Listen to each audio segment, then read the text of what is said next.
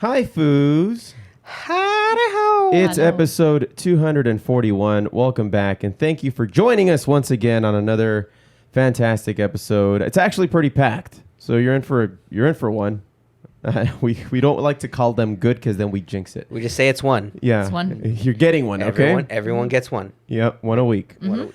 But before we get into any of that, find a bunch of cool Foobar Show merch at foobarshow.com. Find tons of new merch items like totes, travel mugs, magnets, baby onesies, and t-shirts, and tons of new colors and styles. Go to our merch page found at foobarshow.com to check it all out. Next up, click on the link for SoCal rock band The Fallen Electric at the bottom of foobarshow.com for music, tour dates, and merch. On Wednesday, August 11th, I will be playing at the City of Ontario Summer Concert Series with The Fallen Electric, opening up for Britain's finest, a very cool Beatles tribute band, Foos. Oh. That starts at 7 p.m., so we'll see you all there. You just show up. That's all you do. You just show up, and you get to watch a show. It's pretty freaking cool. But Foo, I gotta show up. Yeah. and Foos, also on Sunday, August 15th, we are also back at Brewery X in Anaheim playing their outdoor stage. We've never done the outdoor stage, so that's going to be pretty cool. And that starts at 4:30 p.m. We're going to do it for a 3 to 4 hour set. We haven't decided yet. Maybe somewhere in between. And lastly, one of the reasons we sound faded, Grass Store, everybody. One of the best cannabis delivery services I've ever dealt with, bar none. They service LA, Orange County, and parts of the Inland Empire. Go to foobarshow.com and click on our Grass Store banner, and first-time users get 30% off of their purchase. Grass Store. Thank you. Now, without further ado, Foos, episode 241. Here we go.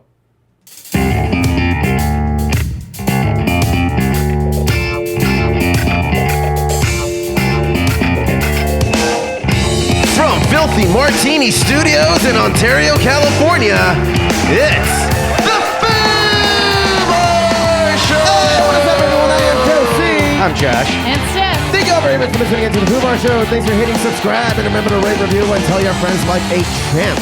You can always get in touch with us and get our merch at foobarshow.com. That's FOObarshow.com. And search FOObar Show on YouTube, Tumblr, Twitter, and Instagram.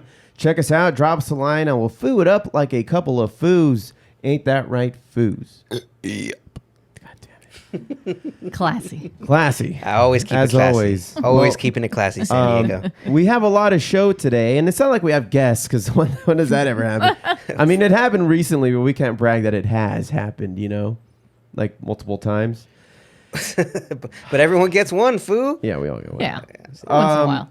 But we have a lot to complain about, maybe a few things to dwell about, perhaps maybe even complain about. Eh? What? We have something to complain about? Always, man. Oh, okay. That makes sense. But on tap, you know, the usual stuff, Geeking Out, Joint Reports, Sports Music, and Foo Facts. But I have a bone to pick with, not nobody in this room, but the Foo. Okay. Can we talk about the Foo for a moment? Not only has he been an absentee from the Foobar Show, a show that bears his name, no less. Oh, Foo. The irony does not escape me. I would hope not, Joshua. But what the fuck with him all of a sudden thinking that this bachelor party is being put in the maybe column? Foo, Of this spreadsheet. Foo's life is in the maybe column, Foo. Yeah, no kidding. There is no decisiveness Since there. I've met the guy, he operates his life 60 miles per hour at a time. What's the fucking saying in that stupid ass movie? What was it from? I live life theory. Yeah, a quarter mile At a time. Well, we totally botched that. Yep, but it's all about family. There you go. Yeah, you brought it back, Look, Josh. I love the guy. Love him. Yeah. What? Love him to death. He's my family. He's cousin. That's actually news to me. Oh, wow. Okay. Yeah. Yeah, Foo. Okay. Yeah.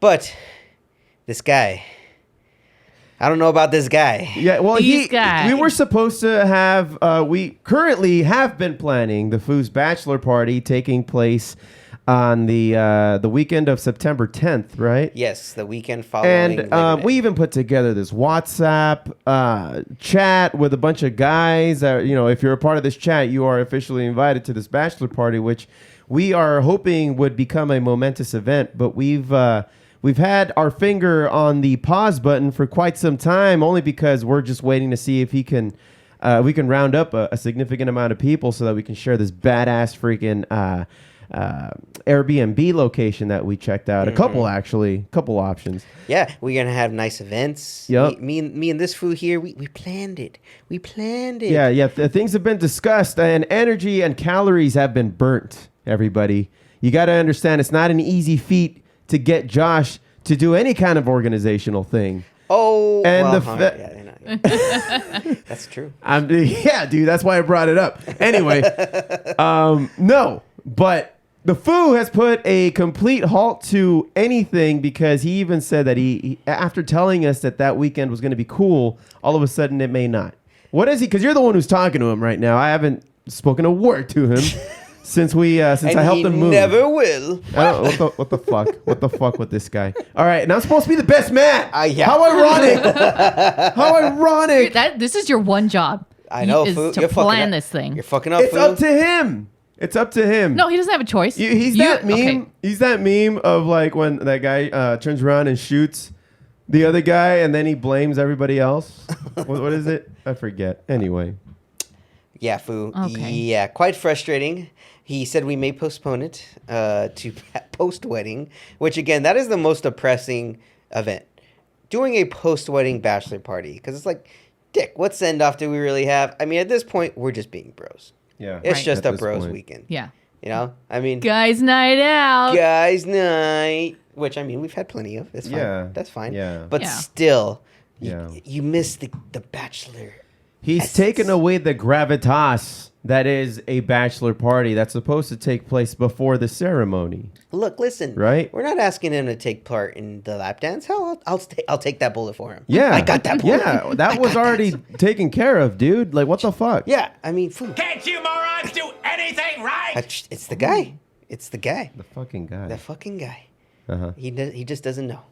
You know what, Foo? And yes, we're shitting on you. I know you're listening, and you will be listening. But He listens? oh yes. Yeah. Oh, that seems to me. He's our number one fan. He's our number one fan. Foo. He's a host on this show. And he's our number one fan. Yeah. All interactions are with the Foo. Yeah. They're not real fans. His name is on the title of the show. Oh, whoa. All right. Foo, you're having a stroke. A stroke of genius. Stupid. Look, I'm telling you, he's doing this on purpose. Like, he knew long ago that he was going to say no. Oh, well, Foo, what if this is like the biggest mind fuck for you because he purposely chose you to be the best man and to not give you the opportunity to have a bachelor party? Cunt. Yeah, what a douche. What a fucking douche. And Foo, to top it off, Taking the balls away from this whole thing. oh, Neutering it. You're Neuter, neutering Foo. it by Neuter. doing it after the ceremony. It's just a bros night out. Like, let's just have a barbecue or just let's go to Fogo de Chao. I'm down for that. damn. Now That'd be way cheaper too. I'm coming. Now You're coming. Huh? Just you have to wear a mustache. That's fine. Only Yeah. condition. I'll get you a comb. Yeah. Just tape this under your. Should I wear a 3-piece suit so I can blend in? There you go. Yes. Yeah. When the rest of us are just wearing t-shirts or A something. No, I want a zoot suit. A zoot suit. Okay. It'll be Yes. a little bit big, but I think I can make it work. That's fine. Yeah. I'll let you borrow my pocket watch. Okay. Oh, feather in your cap too. Yeah. Oh, okay then. No, that's drawing the line. I'm wow. going to draw the line right It's there. gonna show up like the mask. Smoking.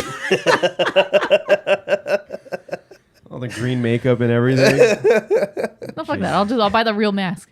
Just full on face. Okay. Fucking terrified. All of us. Man. Faded off my ass. What's going on? Yeah, no kidding. Show you the real god of mischief. No. Ah! Be in the corner in the fetal position, rocking back and forth. Good God. All right. Well, the Foo has completely neutered the opportunity for us to have fun. Thanks, Foo. Yeah, thanks a lot. And then another thing I wanted to complain about was his mishandling of last week's moving proceedings. We were supposed to help him move, and we did. We did. We did. But it didn't have to last, how long? Like 8 hours? Was it an entire 8-hour shift, would you say? Oh, Foo, I was there till the next morning. It could have been, at least my presence there could have been cut in half, and the other half could have been just bullshitting and maybe getting something to eat. which we did. We did. But there was way more bullshitting like throughout. It was sprinkled about rather than let's fucking get to work.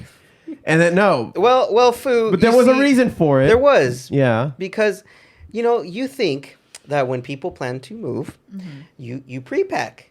You have the boxes packed. That way it's just the big furniture you got to move and take the boxes as you go. Yeah. The Foo decided, fuck all that. I'm only going to have 3 boxes packed and all of my shit will be all over the floor. Yeah. Let's talk about that. So who the fuck just takes everything out of the drawer and then leaves it sprawled out like all throughout the house? The house, Josh. The only place, and I can understand it because it's the Foos place that wasn't obstructed by something, was the immediate front area of the toilet.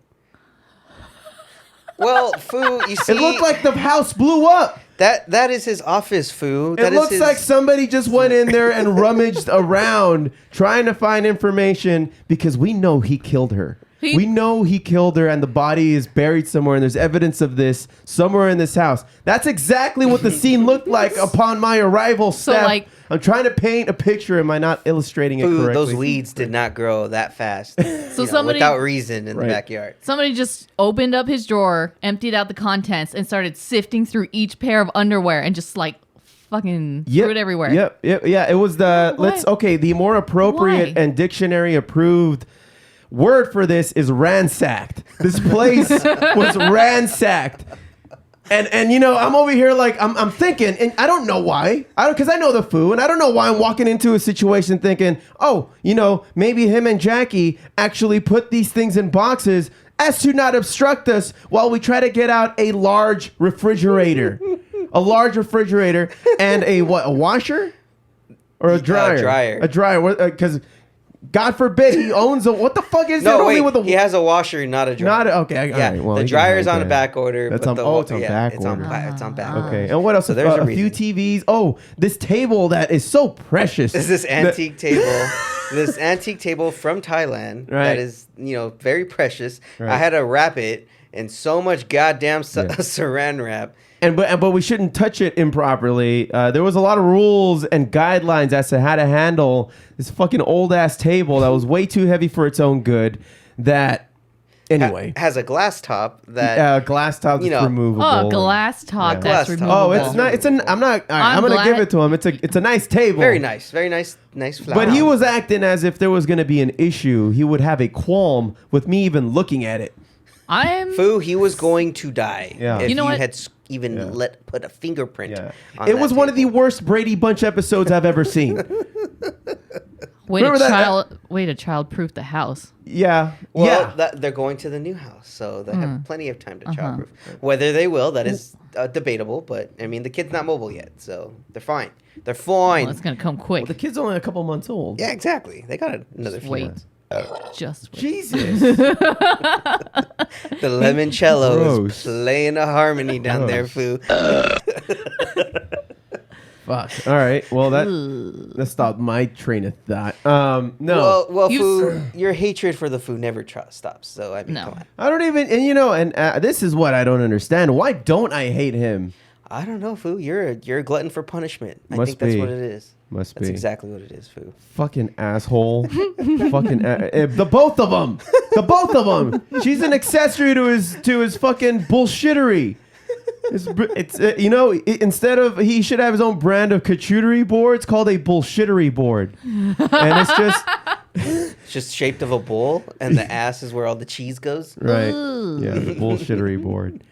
No, it should just be like his daily agenda. Anyway, so fuck you, Foo. And Get your shit together. Get your shit together. I don't care what you do to it.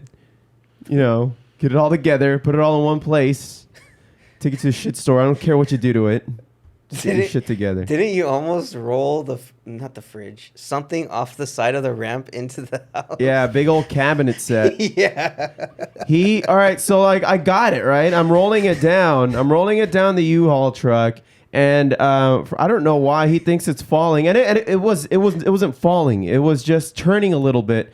And he freaked the fuck out. And he grabbed it from his side, causing it to lean further. Like actually begin to lean where it was not leaning before. And then it almost fell off the track. It almost killed him. It could have killed him. Probably broken something. Fun times, Foos. Fun times. And then I ruined my Foo Fighters shirt. Oh yeah. He comes home. My shirt's ripped. He's Yeah. besides himself. After that, No, his I night was- was ruined. No, all right. I saw it in his face. Ruined. He didn't want to say it. He wanted to be a trooper, but he was dead inside. Oh yeah, he was. He died. I'll kill him. I'll fucking kill him. Food just poisoned his child's mind. That's the best comeback you could ever. What? Just by telling her the truth? Yeah. Yeah. That's how it's done nowadays. Climate change is real, and you're gonna have to fix it You're yourself. gonna have to deal with it, kid. You ever hear of inflation? Ah! You hear about the national debt crisis? What about Social Security? Jesus Oh Christ. man. Kid's gonna have a heart attack Yeah. before she's 3. Yeah. Buy the Ritalin now and stock up. 'Cause the anxiety and Feed it to her every day. yeah. No. Just read her the Wall Street Journal every day tonight to sleep. God. I hate so much about the things that you choose to be.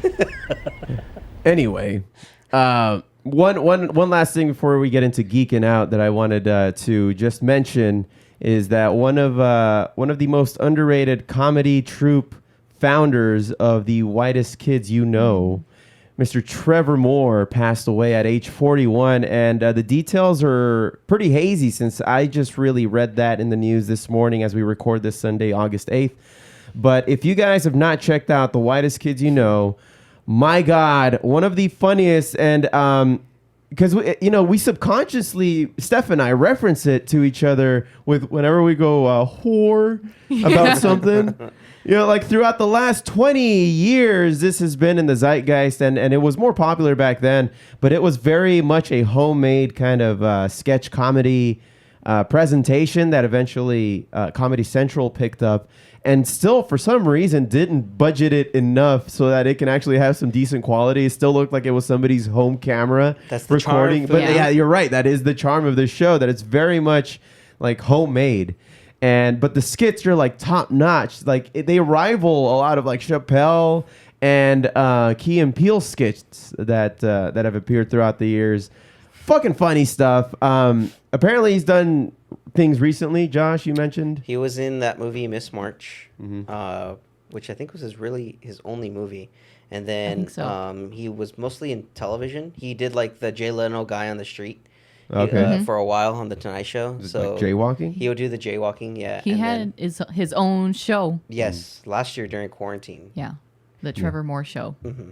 But the Whitest Kids You Know, it was pretty much him a lot of the time, where he is the straight man or the guy causing the chaos, or even a little bit of both in the same fucking skit.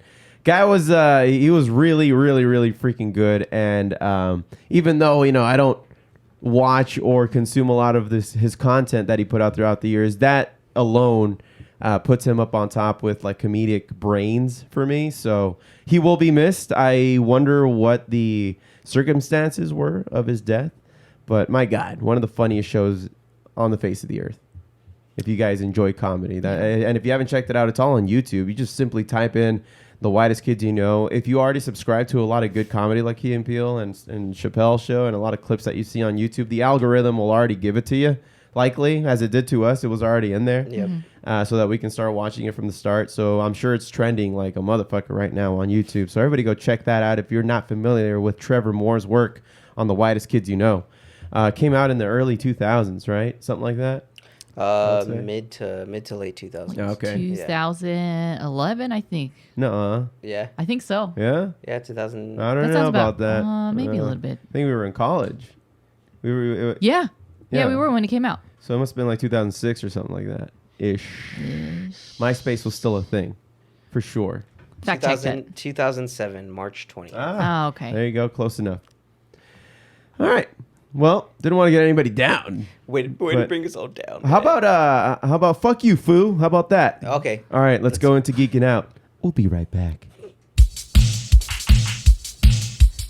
Okay, nerds, let's go!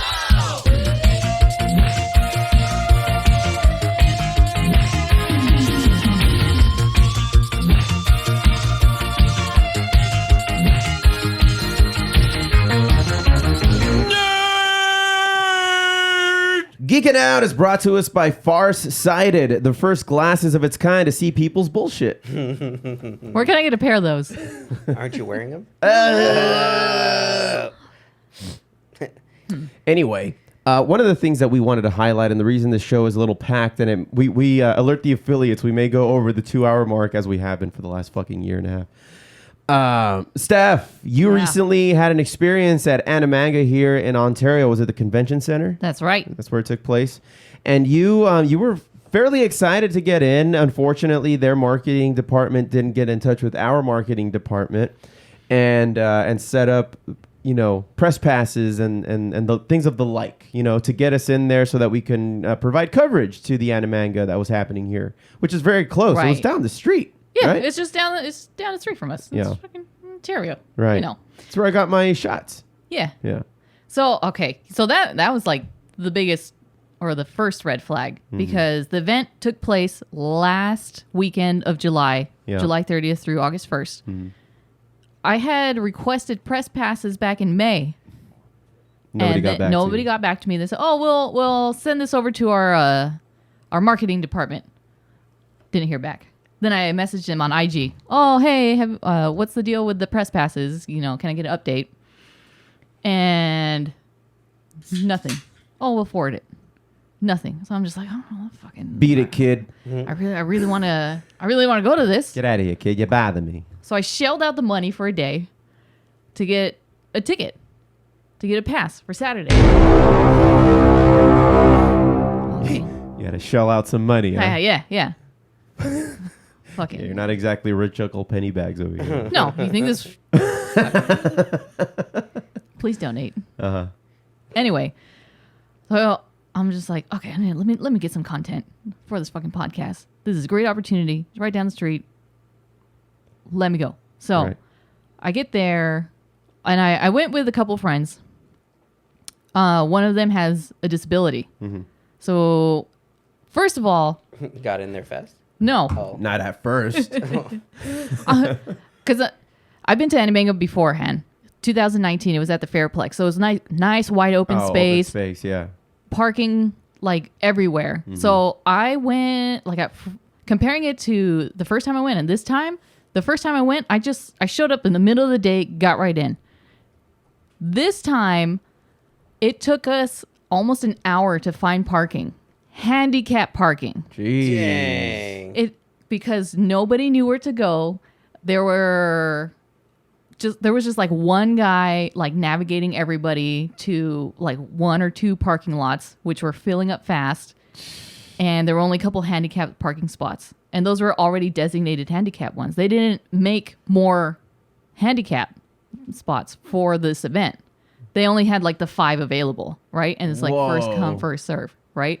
Totally disproportional to what might actually show up. Yeah. Of the amount of handicapped people. Just getting in the line to get into the parking took a long time. And so we get there and we're just like, okay, this shouldn't take that long. Like, I'm still optimistic at this point. This shouldn't take that long. Oh, we'll just wait in line for maybe like 30 minutes. We'll get our passes and Table's out. yeah. Oh, And then we're out of beer. So we get out of the parking lot across the street, and it's like, oh my god, this is a long ass line. Like, oh, did they open yet? It's like, what time is it? It's 11 o'clock. They should be open. Yeah. They open at 9 o'clock, and there's no volunteers. There's no staff outside. Nobody's directing us where to go. So we kind of have to ask around, like, hey, where's the end of this line? Right. And it's like 3 or 4 like zigzags deep around the building. Yeah. And I'm just like, what the fuck? Like, is there even like ADA? Accessibility? No disability entrance. Like, what the fuck? We gotta stand in this line. And I was like, okay, well, it might go by fast, right? Still optimistic. And it's like, it's getting hotter. It's like 80 degrees and we're waiting and it's just getting hotter and hotter and people are getting upset and we're in line for like an hour. An hour? We're in line You just spent an hour parking. Yeah. And then we're in line for an hour. There's no cooling stations. It's almost 90 degrees at that point. Like people are passing out. Literally. Like they're literally passing out because it's a convention. So you have people that are either scantily clad or they're in their full like trench coat garb, you know, whatever character they're dressing up as. Either way, you're going to have heat and sun exposure. And you know, just like any other con, they're expecting to already be inside by now. Yeah. Not to be out in the sun. This is why it's a big deal. Yeah. Yeah. And you know, all three of us have been to conventions before and there's water stations outside. There's people selling food and drinks. Yeah. And, you know, people are offering fans and umbrellas and things like that. There was none of that. And Nope. it was terrible waiting in line. And so finally, when my friend was just like, you know, I got to pull my disability card. I got to get in here. Like I'm about to pass out. And so I wait in line while she goes and checks with the security, which is just like, it's really some kid. It's one guy that's kind of at the door on the outside right before you get in. And she's just like, I need to get in. I can show you my disability papers. Like, you need to let me in right now. Yeah. This is like ridiculous. I paid for this event. I'm not about to pass out and ruin this whole day. And so like he lets us in. And there's the biggest issue was like the security, the wand area, you know, is metal that what was detector. holding everything up? It was just so many people, and there was only 3 of them. There were, yeah, you know how you check your backpacks. Everybody's been through that shit. And we're in line, and it's a completely different environment in there. It's like nice and cool. It's like, oh, fucking finally. And then there was a kid that just threw up because the heat got to the kid, and then there was no like medical personnel around. I didn't see like one EMT like trying to pick these people off the floor. They kind of just got pushed to the side and sat on the ground. Dang. So it was just like, what the fuck is going on? Yeah. And it was already supposed to be capped at, I think, 5,000 people per day. Mm-hmm. But that is for both levels of the convention center. There was no access to the second floor. Everything was packed into... Oh, shit. Everything was 10,000 people there? No. Oh. No. 5,000. 5,000 people per day. So imagine like 5,000 people just packed onto the first floor. There's a big open area. You know, think about like warehouse size type. There's booths everywhere. Mm-hmm. And they had a big arcade section. So plenty of things to do, right? Yeah. And then the artist alley was on another side. Mm-hmm. And those tables are packed so close together. The aisles, you could not even fit through. Dang. It was like one person, like body width apart, because they just crammed everything in there. Oh. One person's width? Pretty much, like from my left side to my right side. It's probably like 2 people, like full body length. If they were shoulder to shoulder? If you were shoulder to shoulder, and that's like sardine can right there. Well, yeah, you got one going either way, right? Yeah. People crossing by. Yes. Yeah. And then you have to think about these people are still in costume, so you got to move around the costumes. And I'm just like moving my way in there. Yeah, so somebody's like fucking the robot from RoboCop. Can't even walk through it, man. No, there was a Gundam walking around, and that Gundam had to be like chaperoned because like you're talking about like 3-4 feet in width. Takes up the whole aisle. Yeah. What the Dude, fuck? that causes so much traffic. You got to shut down an entire lane. And we still haven't hinted at the fact that, you know, if we're trying to be aware of what's happening, we are still in a pandemic. Right. Food. You know? So that's besides the point. That was another thing that I kind of wanted to check out as far as reporting on like the health aspect. Excuse me. There was a post online that said, oh, we're going to cap it at 5,000. It's going to be a mask mandated requirement. You know, everybody should be wearing their mask. And for the most part, everybody was, except for the staff. What the fuck? Nobody was wearing a mask. Well, Yeah. how else are you gonna know who they are? They weren't wearing uniforms? They were wearing uniforms. Okay. They were obviously the That was part of the convention. uniform food. Ah, No okay, mask. no mask. The Got it. convention center staff, Mhm. where they were not wearing masks, and they had the convention center uniform and everything like that. And the attendees, for the most part, everybody was wearing masks because it was either part of the costume or we knew what we were getting into. Yeah. Like a I lot fully, of Kakashi senseis there. yeah, Oh, okay, that makes yeah, sense. yeah. Everybody dressed up as fucking Tanjiro too. So A lot of Sub-Zeros. not really. Oh. Oh, there was a female one and female Raiden. Oh, right. Nice. Nice. Okay. There's a lot of other anime characters that I have no idea what the hell. They all These start anime- blending in. Yeah. Also, For there's me. there's a copious amount of anime shows that you just can't keep up There's with. a lot of anime shows. There's a lot of anime Yeah. shows. Yeah. It's too many. So anyway, I didn't realize that I wasn't the only one that complained about this. IG was just all over A lot it. of influencers were upset that Yeah. went. Oh yeah, a lot of cosplayers, influencers were upset. I was upset, so I actually found out who the coordinator was, the director.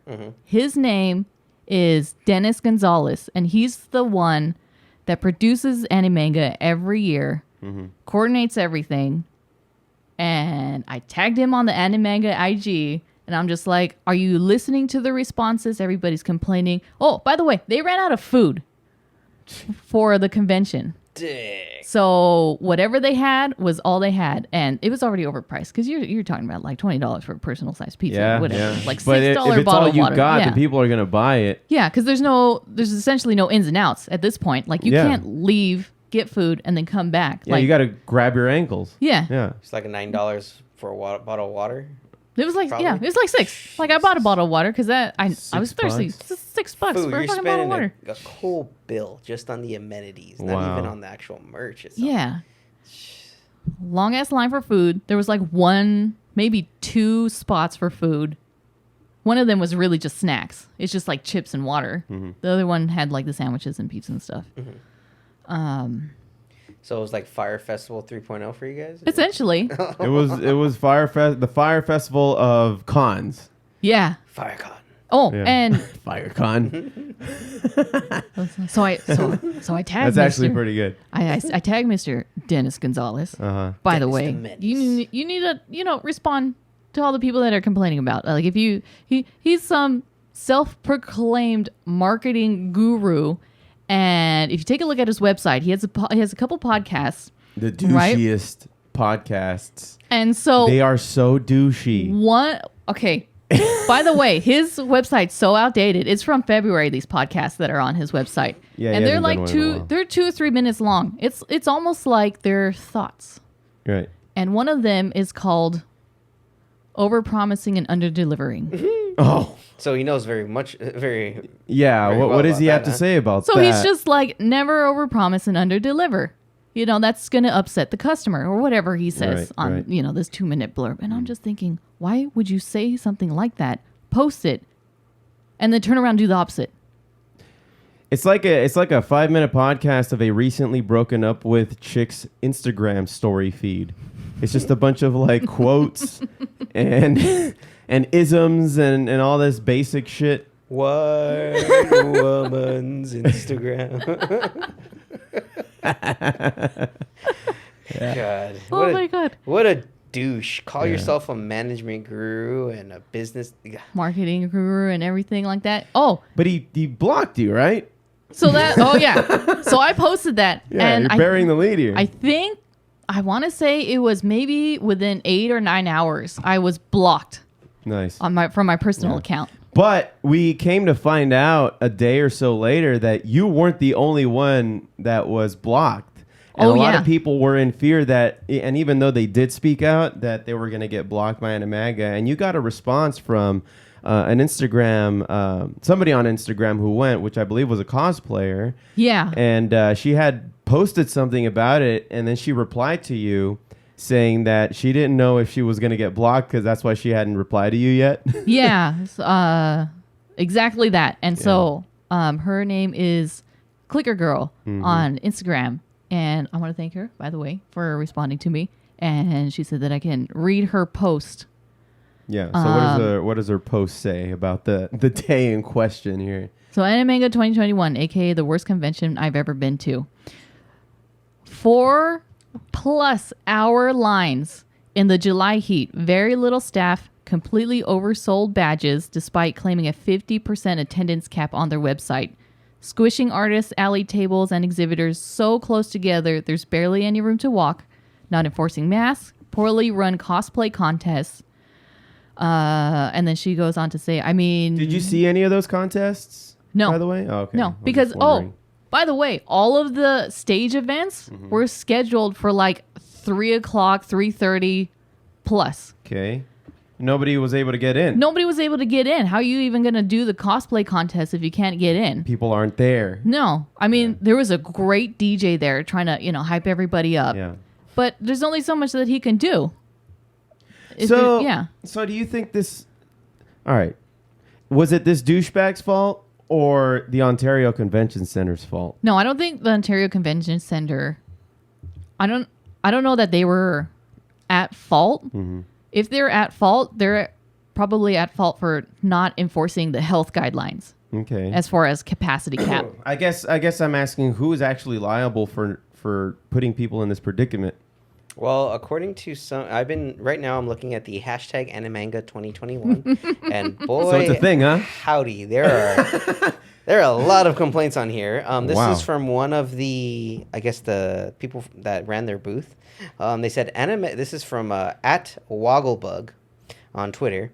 Animanga was fun and I did really well. However, this con had the worst staff and organization of any con I've ever been to. Yes, even worse than Califer. Never selling at this con again. Hashtag Animanga 2021. Jeez. Yes. And then there's another one here. Someone actively telling someone not to go to Animanga. This is at Hades V on July 31st. Hashtag Animanga 2021. Please don't go to Animanga. They have no water fountain access. It's blocked off. The water bottles, a Sony water bottle was $6.50. Mm-hmm. Wow. And water cups, not including the water, Holy were shit. $1.27. Just for a cup? Just for a fucking empty cup, bro. I don't even gotta go to a party and pay $1.27 for a fucking Dixie cup. You know what? Now that I think about it, I did see the water fountains covered with like a black drape. What the fuck? I didn't think of anything at first. I thought it was just, just an area to take pictures in front of. But now that I think about it, now that you said that, they were blocked off. Fucking, that was on purpose. Probably didn't want anyone to drink in public, which maybe, okay. Yeah, I get it. Like, we're in the pandemic right now. I get it. COVID and such. But if you're going to steal the fucking water cups, give access to some water. At least, concerts or outdoor festivals have they know better to not gouge you on water. Yeah, it's ridiculous. It's like maybe $2 at a festival, but everything else is like. But I mean, it's price. a decent sized water you're looking at. It's like one of those 16 to 20 ounce waters. So it's like cool. You're getting your money's worth for that. Not this. They're probably handing out these little Aquafina water bottles. The little ones, the tiny ones, the tiny little ones. No, it's a 12-ounce bottle of Dasani. Or whatever for it is. $6. For $6, I can get one out of a vending machine for $1. Yeah. Bullshit. No. Bullshit, I tell you. So I asked another cosplayer. His handle is Polaris the Cowboy. By the way, thank you again for responding to me. Asked him how was the experience in line, if he had any issues with the heat. Oh, and I also wanted to touch on like the premium passes. There were premium passes? There were premium passes, so which I'll get to in a bit. Oh God. And then I asked him his overall thoughts, and aside from all this negative comments, was whether there's an opportunity to enjoy yourself. So let me read what he said. The first day I spent an hour and a half in line. I was able to get past the time by talking to some other con goers. It was very hot, so I had to go with it. English, motherfucker, do you speak it? We all know Steph that does I not. cannot read properly. It was very hot, so I had to go everything and just to stay cool in my Kakashi cosplay. Which, by the way, He has some good pictures on here. So it's pretty cool. I fucking called it. I spent time finding shade and drinking lots of ice water using my portable fan. During my time in line, someone threw up due to heat stroke. So imagine just waiting in line and you just see like somebody just like actively vomiting. It's like, where's the medical personnel? Like I said before, like what the fuck? I'm surprised it didn't cause a chain reaction of vomiting. It's just, Oh, I know. Yeah. Some- It's I like mean- yawning. You know? Yeah, It catches on pretty quickly. Oh, yeah, that is, It almost happened to me when I was a kid, and I was like, I think I was waiting in the line for the teacups at Disneyland, and some kid threw up just after getting out of the teacup, and that caused like a lot of other kids to throw up because they saw it and smelled it. like and- the scene from The Sandlot. yeah, Tequila. yeah, yeah. No thanks. So he goes on to say, the second day was even worse. I would have had to wait 3 hours in line just to get into the con. Meanwhile, like, think about it. He already had his pass from the day before. Yeah. So everybody, pass or no pass, was in the same line. There was no, okay, pass goers, if you have your pass or, you know, Yeah, you or get if you need, dibs. or you need to go to will call, there's no separate line. Everybody was in the same line. So what the fuck is the point for the premium? Right? Yeah, what are the what extra shit are you supposed to get with premium? Do you know? I'll look it up. Yeah, All look it right. up. I'm not sure about that. But he found his friend, so he was able to jump in line with them, and he only had to wait 45 minutes. Polaris didn't actually buy a premium badge. He just bought the regular weekend one, so he didn't receive any perks. Otherwise, he thought the con was poorly organized, dysfunctional, and overly crowded. It lacked good security and had terrible management. You believe any of that shit? It was. He goes on to say it was very unsafe for COVID, and the con claimed masks would be mandatory, and a lot of people weren't wearing any. Despite all that, sorry, I skipped a line. 15 plus people also passed out from heat stroke that he noticed, and EMTs were called. Despite all of that, he did manage to have fun. Everybody loved his cosplay. Like I said, pretty cool cosplay. And he was able to see some of his friends and, you know, enjoy a little bit of the con, despite all of those issues.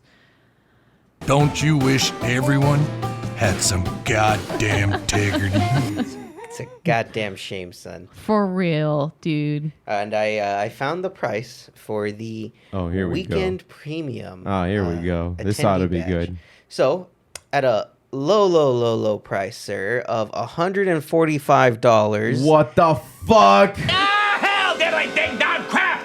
For those attending that want to make Animanga 2021 a memorable experience with special perks, this badge, You get perks. this badge package includes all of the standard badge benefits, plus the following. A collector's edition 2021 premium t-shirt, Oh, Not a t-shirt. available. Everybody wants a t-shirt. Ooh. not available for sale, and Not- only oh, premium okay. attendees. Exclusive. Collector's edition 2021 badge and lanyard, free shipping, Foos, plus free shipping. Oh, wow. A All right. collector's edition 2021 swag bag. Gotta have that swag, Foos. What?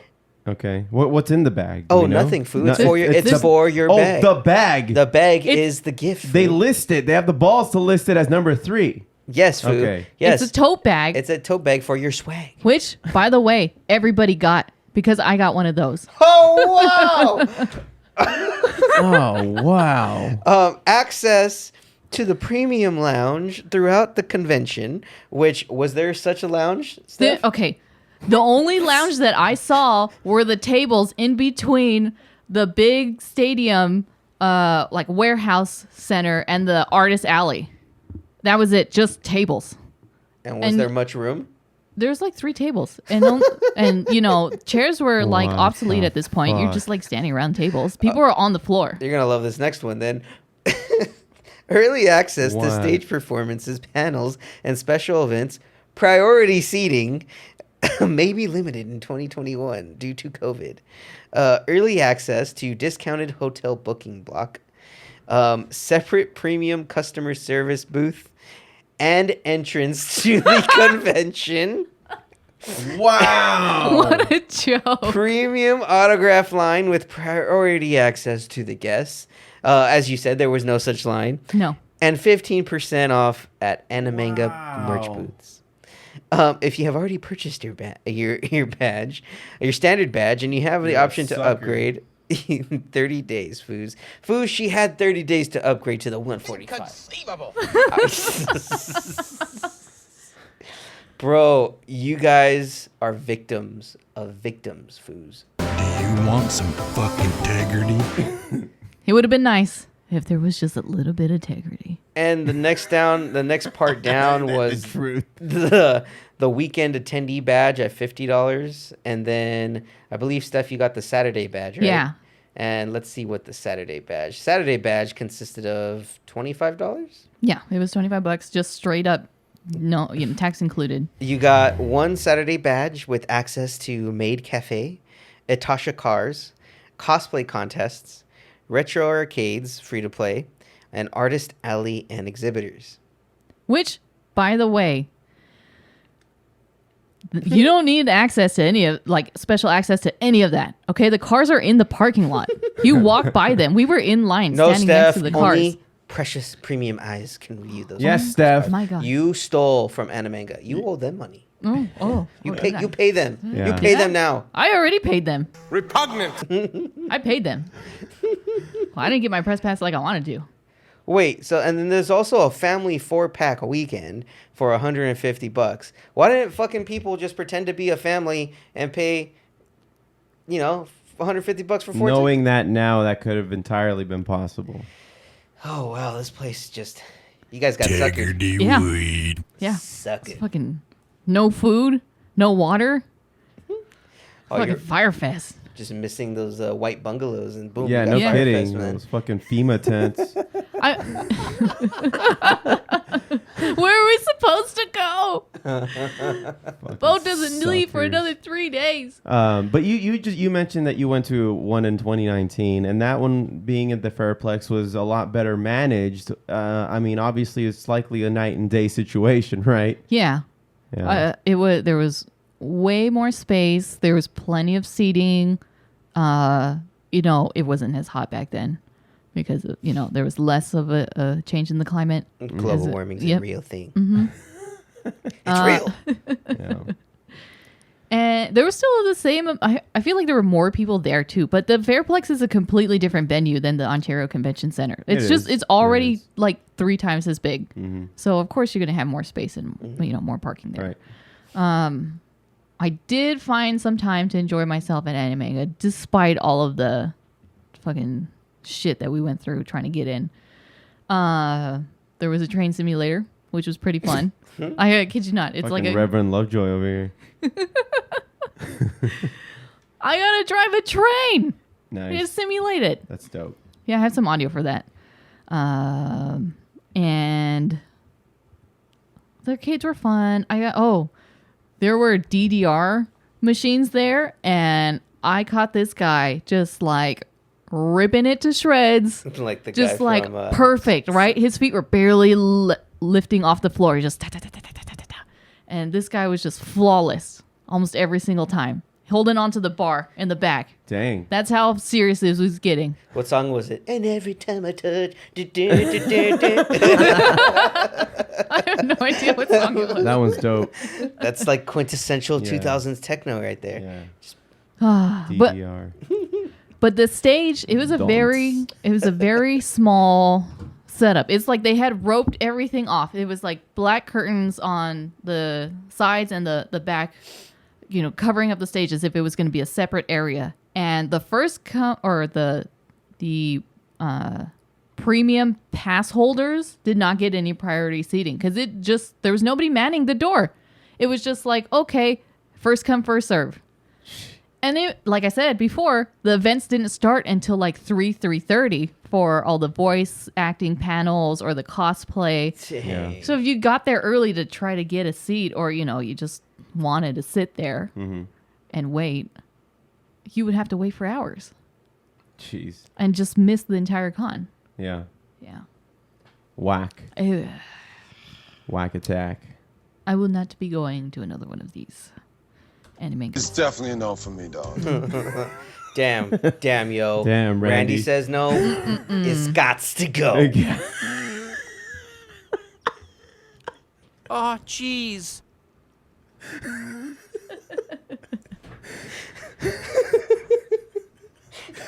God damn it. All right. Save it, cut it, go to commercial. Anyway, Long story short. don't go to Animanga. Don't go to it. And yeah, apparently they are trying to block people or report their IG pages for speaking out against this. Yeah. It's freedom speech, yo. And I So, can see how there's going to be like a lot of criticism, like, oh, are you going to this convention if there's like, you know, cases on the rise and stuff like that. And it's like, well, I'm going to die anyway, so it's fine. I'm not speaking for everybody. I can only speak for myself. I'm fully vaccinated. I wear my mask the entire time. Yeah.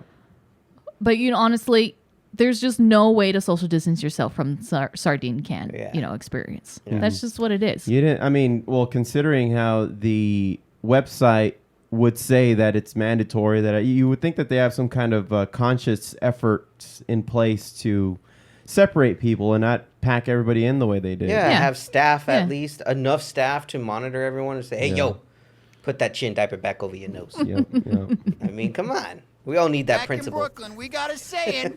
We're walking here. Yeah. Oh, wow. Wow, Steph, that sounds like a terrible, terrible experience.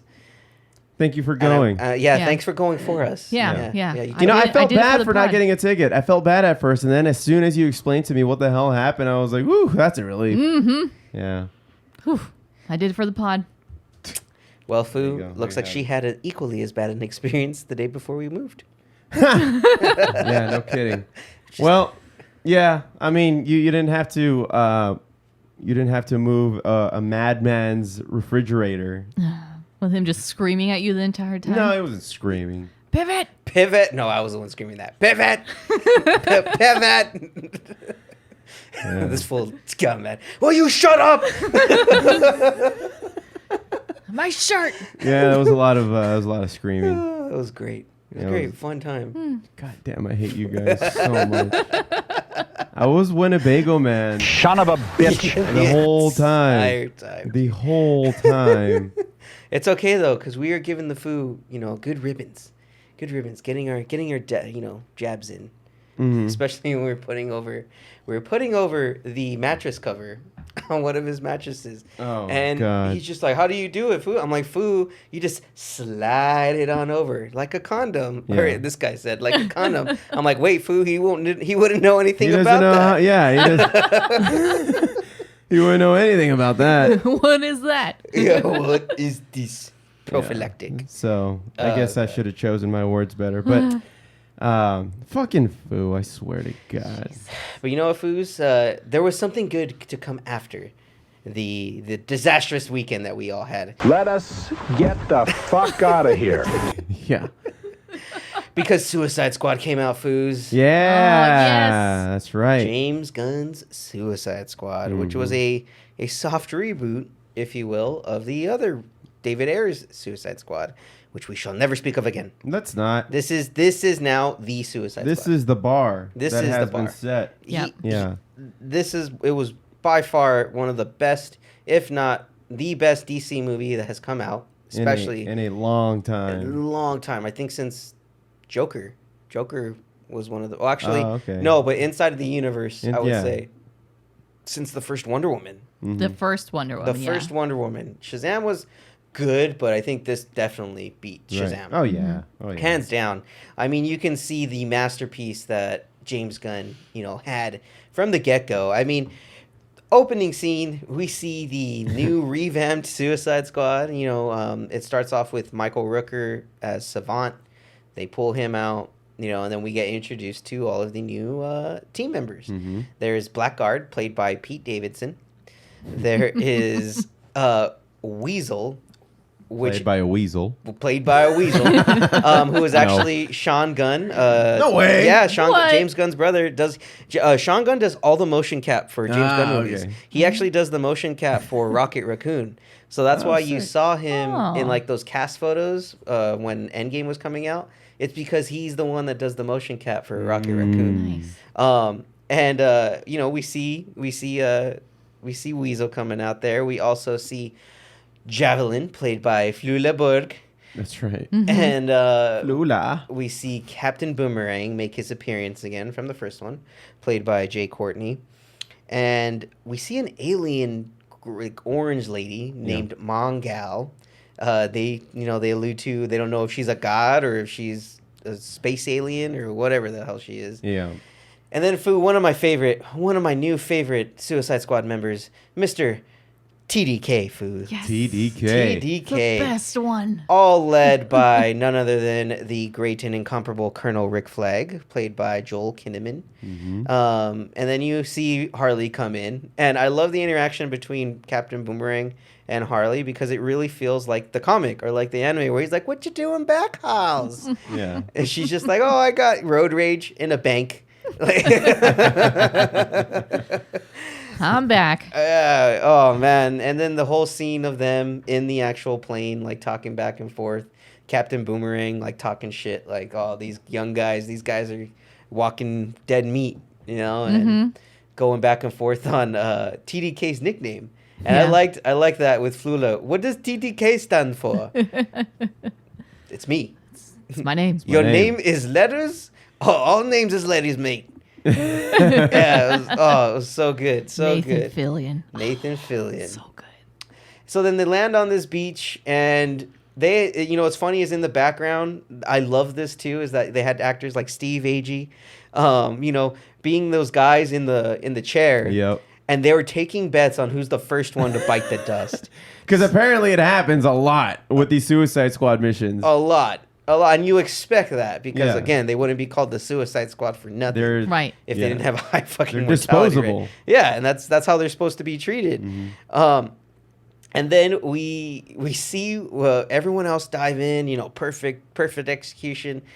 And then comes Weasel. Yeah. And immediately starts panicking and drowns. right off the bat. They even point to it like, did anyone check to see if Weasel could swim? Nobody says it. Savant pulls him out of the water. DOD. Yeah. Just declared dead. And so then they go on. And then we end up finding out that Pete Davidson, the piece of shit that he is, fucking sold out the Suicide Squad, Foos. Yeah. And you know what? He got shot in the face. Right in the face. Right in the face. And technically, he was the first one to die. Yeah. Don't we like him now, though? Now that he's trying to get better? He's not as Do we? annoying. He's not as annoying. Do we? He's not. He's still annoying. I'm not saying he's not. But he's trying, though. He's trying. Yeah, well, okay. All right, I'll give the guy a chance. Okay. I'll give the guy a chance. But then you see, they're surrounded by the Corto Maltesian army. They're all firing at them. Harley shoots off a freaking bazooka. Captain Boomerang slices a couple of guys' heads and necks off with his boomerang, which was pretty dope. I liked how it lit up and like you could see it slice. Then that's when shit starts to hit the fan, Foos, because like the way that the beach was surrounded, it's like, okay, there's really no openings for anything. And only because 6 soldiers moved up 5 extra feet, they felt that this was the perfect time to unleash the detachable kid, TDK. And what that meant was literally this dude's just arms just pop out of their That's all it sockets is. and float towards these people, and it just becomes a freaking Three Stooges skit at that point. Just start smacking them, poking them in the eyes, slapping them around. And I loved it because you just hear Harley, "What the fuck?" It was just so weird. It was so weird. And then Mongal, because she's a space warrior, decides, "I'm taking down the birdie," which was alluding to the helicopter. Yeah. Yeah, that wasn't a good idea. Because as soon as she takes it down, it goes out of control and it immediately just like slices up almost half of the army. Yep. It slices up a bunch of bamboo trees that in turn shoot darts, like bamboo darts at Captain Boomerang, pretty much killing him. Right. And then you see the helicopter come from right behind him and boom, Everybody's dead. Boomerang sushi at that point. Everyone just starts dropping like flies. You see Flula Blur get shot up, sprayed. You see TDK's arms getting shot, and he's in the back writhing in pain. You know what I like about this is that it sets the tone for the movie, that it's going to be a very fast-paced movie. It just gave us 15 to 20 minutes of just disposable characters. Oh yeah. But it's set like it was important for all that to happen for the rest of the movie to continue the way it did. Yeah, because we see a Savant, like the entire time he's really just looking at everything happen, and then he runs away. Bitches out. He bitches out, and because he's going off mission, that pretty much is the go-ahead to just start blowing heads. Yep. And that's exactly what Waller did. She blew his head off, and then immediately after that, opening credits start. We find out that there's a Team B, and Team B is at the northern beach. They arrive perfectly safe. No one's there. And then you find out it's the Suicide Squad. Yeah. Yeah, and then it goes to the whole opening sequence. I like the opening sequence. Very classic James Gunn, mixing in good music with the actual editing and the film. Awesome. And then, it goes to 3 days later. You find out how the actual Suicide Squad gets brought together. And the reasons why. The reasons why. It starts off where you see Idris Elba's character. What's his name? Something Dubois. Sure. Yeah, something Dubois. I forget the first name. Bloodsport. Yeah, Bloodsport. He plays Bloodsport, a mercenary who pretty much makes a weapon out of anything. He can shoot, and he's deadly with anything in his hands. And his suit is crazy because every single piece of it turns into a weapon. And you can combine them together and make a huge ass gun and stuff, as you see later in the movie. That helmet, though. Yeah. That was dope. That was a nice, so good. It looked like a Halo helmet. Yeah. Like one of those Halo versions. And not to give anything away for the rest of the movie as far as that goes, but we find that the main reason that Amanda Waller is so serious about this whole mission is that giant fucking starfish. Yes, Foos. Yes, it's called Project Starfish, and the whole purpose of the Suicide Squad is that they need to go to a science facility called Jotunheim, where this monster pretty much, you find out, has been kept, and they're trying to use it as a weapon of mass destruction. Yeah. And then, we round out the rest of the Suicide Squad with Chris Smith, a.k.a. the Peacekeeper, played by none other than John Cena. It was really hard to see him. You couldn't really see him. I couldn't see him. It's just hard, man. I was like, who are they talking to? No, he was in this movie. You saw bullets Could've flying fooled from me. it. Could have fooled me. Crazy stuff. And then the next scene, we see none other than our new lovable big oaf of the movie, none other than King Shark, played by Sylvester Stallone. And God, he was the Groot of this movie. Yeah, he was. But a more violent Groot, I would say. Oh, yeah. Hands down, way more violent. Then you see Cleo, I forget her last name, but she's Ratcatcher too, the little girl that controls rats. And then we see one of our favorite actors in comics in general is Mr. Dave Dastmalchian, playing none other than Polka Dot Man. Yeah. And who started the DC universe, by the way. Yeah. Really? Yeah, he was actually in Dark Knight. He was the soldier that, remember, Harvey Two-Face took in the ambulance and was threatening? That's him. Right. Yeah, he's been in so many other movies That's too. right. He's been he was actually Abracadabra in The Flash. He was in the Ant-Man movies. He was in Gotham. He was some scientist in Gotham in there that brought Jerome back to life. That's right. This dude's been in fucking everything, man. Yeah. And goddamn, yeah, so good. So he does look menacing, like a quiet, menacing character. Yes. He plays that well. He does very much so, and then it's funny because you see all these other villains too. You actually see Calendar Man, played by Sean Gunn again. Yeah. I don't know, what did he say to Polka Dot Man? Hey, Polka Dot Man. I don't remember. You fucking pussy. You just start laughing for no fucking reason. Just bullying him. It was pretty funny. And yeah, throughout the whole rest of this movie is great because it's serious. They have serious moments, but then there's levity. There's moments of levity within it. Specifically like with Nanawe, King Shark. Overall, I think this movie, I'm going to start with my rating first on this movie. I'm actually going to give it a 9 out of 10. It's 90%, 100%. Like, it's just a great movie. Great movie. I cannot wait to see more out of James Gunn. but goddamn, he really saved the DC entertainment universe for sure. Yeah. Foo, what about you? Give it an 89%. Oh, Yeah, 89%. Oh? Yeah, only because there are other movies at 90 that are better, so I didn't want to like step on them toes there, Foo.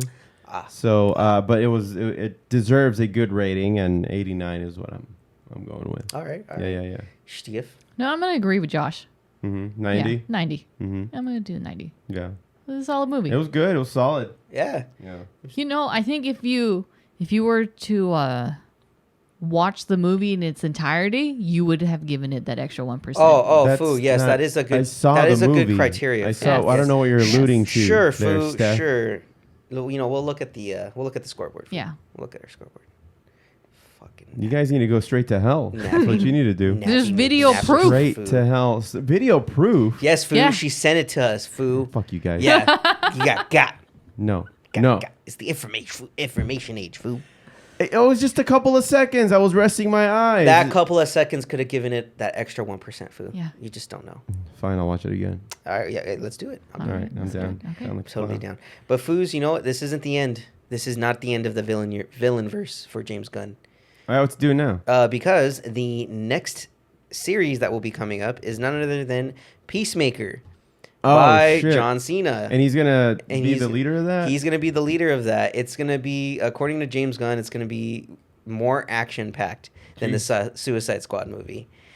Sick. And he said he's not done with potential other Suicide Squads. He was given the option of either doing like a Superman movie or another DC like superhero movie, and he chose Suicide Squad because he thought that would be the most fun. Because you literally could just take these B movie characters or C. But he's done Yeah. it already with Guardians of the Galaxy. So he knows the formula. He's like, dude, we could just bring them in. They're interchangeable at this point. And the medium of Suicide Squad really blends to just, all right, where's the next guy? Next man up. Yeah, You know? yeah. We need an origin story between Bloodsport, piercing or Superman. Superman. In the ICU. Oh, Putting that'd him be into the nice. ICU. Yeah, yeah. Are you guys familiar with anything like that in the comic books? Well, it is known that it's obviously known that kryptonite is Superman's weakness. Yeah, but there have been cases like where he's been shot by kryptonite bullets. Okay. Lex Luthor's done it. Parasite in the Justice League Legion of Doom, the Doom animated series, he does it in there. Okay. Batman actually has a bullet Yeah. of kryptonite just waiting for Superman just in case shit goes down. Yeah, he has those knuckles too that he carries with him, and he's used them several times. Yeah. Yeah. So it's not out of the realm of possibility for something like that, especially if they're trying to portray Idris's Elba's character Bloodsport as that type of And I like mercenary. that they sprinkled that specific detail in, and it's not giving anything away because it was in the trailer. But I like that they have already kind of given you the sense that, all right, Superman we can easily assign this to Superman. Amanda, but he's currently in the ICU because of this character that's now that we're sending in to take care of this giant starfish. And they are actually adversaries. Bloodsport first appeared in Superman Volume 2, number 4 in April of 87. So they would, dude, I could totally see that. That'd be so dope. Yeah, but yeah, it's a great movie, guys. You definitely should go out there and give it a watch. It's worth it. Yeah, man. It's worth it. Well, something else I wanted to discuss was the renewal for 6 more seasons and 14 movies for South Park. Son of a 14 bitch. movies. 14. How long are these movies gonna be? I don't know, God but I damn. don't know if they're gonna be like long episodes. You know how like they've been doing like the thr- pandemic special. stuff like that can easily just be a movie. They Yeah. can just do shit like that and call it a movie, straight to TV movie, and just cut it into 3. And now we just got 3 episodes of South Park, which they've done. It's not like they haven't done shit like that before. Aren't they also doing video games too? Yeah, they're going to be coming out with another video game. These guys are going to be busy. They've secured their income for the next 20-something years. I mean, with all these properties, 6 more seasons, 14 more movies. And then video games, you don't have to do that. You don't have to release those back to back. You can spend your time on those. They bought Casa Bonita. They did they officially do it now? I think Last I heard that they were just looking into it. I'll check in on All that. right. But I thought that the sale was final. finalized? Let me look it up. That is fucking sick. That is sick. Because we've been to Casa Bonita, and we've talked to our waitress that night. Told us that they frequent Casa Bonita at least when they write a new episode, or they have after Book of Mormon, they would go to Casa Bonita and take the staff and all the cast members and shit like that to Casa Bonita to eat. Yeah, they had their specific little booth, like this little gazebo that they would. I guess that's where they wrote Book of Mormon. Oh, okay. So Casa Bonita reserves that for them. Like whenever they come in, they automatically can. That's their spot. And I can imagine that that's about the same time that they wrote that episode that features Casa Bonita. I bet.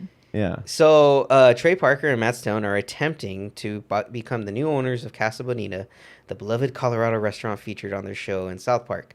According to Trey Parker, we want to buy Casa Bonita and treat it right. I feel like it was neglected even before the pandemic. Parker revealed Wednesday to the Hollywood Reporter. The company that currently owns Casa Bonita, Summit Family Restaurants, filed for Chapter 11 protection in Arizona on April 6th. So for the moment, a possible sale is in limbo due to ongoing court proceedings. Nonetheless, South Park are trying to make a deal work. Dude, if they make this, they better make it like South Park themed, where they change the look to make it look like they did in the show. Which isn't a lot. It's not going to take a lot. No, not at all. They can have the characters even be a part of that. Yeah. Like catch Cartman before he goes over the waterfall. It can become their theme park, a South Park theme park. I mean, dude, it's so big. It already feels like when you're in line, it already feels like you're getting on the ride to like the log ride or something. Yeah, the place is so huge. Yeah. They could totally make it an indoor theme park. I want to go there. Just don't eat. But yeah, go there. Yeah, the food was awful. Yeah. But we were so hungry and super stoned. The fear was alive and well that night. It was the worst night for all of us. This is not going to go through us without a fight. We lost your cousin Ed immediately after coming back from the restaurant because he had to go back to the hotel. Yep. He wasn't going to make it. Yeah. Yeah. It did not sit well with him. Yeah. But, I mean, great ambiance. Great experience. Yeah, the experience was amazing. Yeah. Were there cliff divers there? Oh, yeah. Yep. Wow. That Black Bart's Cave. Black Bart's Cave, while you're standing in line, you just pass right by. They had the really monkey running around, and the catchers are trying to catch it. It was so weird. Nothing makes sense. Jose was just like, so there's a monkey. All right. Pretty much. Oh, God. Yeah, it was... Love them. Love them. Well, I'm excited. That means they're not going away anytime soon. And and I don't think that they've outwarmed their welcome, you know. I think we still want more South Park to happen. It's just... Don't make it so weird as they have been trying to be. They were trying to get themselves canceled. That's why. Wasn't there the whole season? Yeah, about there was a Hashtag whole season. Hashtag cancel South Park. And they were just kind of at the point where it's like, why keep doing it? But I think because of the pandemic specials, when they released them, they found like, all right, like let's rework this again. Yeah. We can start kind of over. So I think that's what lended itself to it. And then the games themselves are great. Like the Fractured Butthole. Yeah. I think you guys watched me play that. Yeah, Yeah. it's pretty good. So ridiculous. You actually go to the strip club and you're fighting against the big black stripper with the big tits. And Oh, yeah. I remember that. Boss level kind of thing. oh, yeah. She's like the boss. She's like the boss of the fighting thing. It's such a little great game. Fun time waster. Yeah, I can't wait, Foos. Actually, so I have one last story for you, Foos. Yeah. So, are you guys familiar with the superhero-esque movie called Chronicle? No. Yeah. It starred Michael B. Jordan and Dane DeHaan. Uh-huh. It pretty much followed 3 guys in high school that came upon this meteor that crashed. In like this cave, right? the- Underground cavern thing that they go into. And one of the kids, he's just like filming it on the camera. So good. You haven't seen No, I haven't Chronicle? seen it. It's like Blair Witch Project style, where shot. it's all shot from a single camera. Yeah. But But it's so good. yeah, these guys are just complete strangers. Well, 2 of them are cousins, but one of them's the most popular guy in the high school, which played by Michael B. Jordan. Yeah. And they all bond over this experience, and they get these weird like telepathy powers that eventually, like, it shows the whole movie is just them becoming overwhelmed by these powers. And Dane DeHaan character is like becomes psychotic and becomes himself the villain of the whole thing. Yeah. And it's If you guys haven't watched it, watch it, because good news, Foo, we're finally getting a sequel What? to the original. With the same characters? No. Chronicle 2 will be going it's going to be a direct sequel to the first one 10 years prior. Yeah. And now it's going to be told by 3 females. You're going to have 3 females going through the same thing. They haven't described any detail on what exactly will be happening, but so far it's just going to be 3 females that are going to be the next generation of the power possessors that we're going to see corrupt. So, again, watch the first one, Chronicle, because that's going to give you a great idea of what to look forward to. It's really well made. I really enjoyed the shit out of Chronicle. And that's what gave me, Josh Trank was the one that directed that. And actually gave me hope for that Fantastic Four movie. But then when I saw the Fantastic Four movie, I just hated myself. I was just like, why? So you don't recommend it? I don't. I was just going to do it just to say that I hate it because for a legitimate reason that it really sucked. Do it, Foo, but just don't do it when you're sick.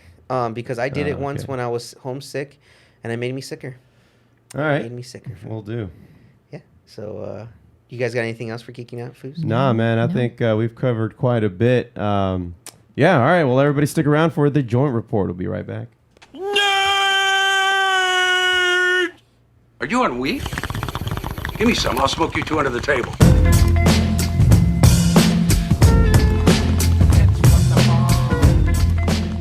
The Joint Report is brought to us by High and Dry, the best THC-infused bath towels. Get yours today. Don't forget to bring it down. That's right. That's right. Well, let's see. On tap today, I wanted to talk about something that's been brought to light as far as it's being used in the world's first brain tumor trial. It's called Sativex.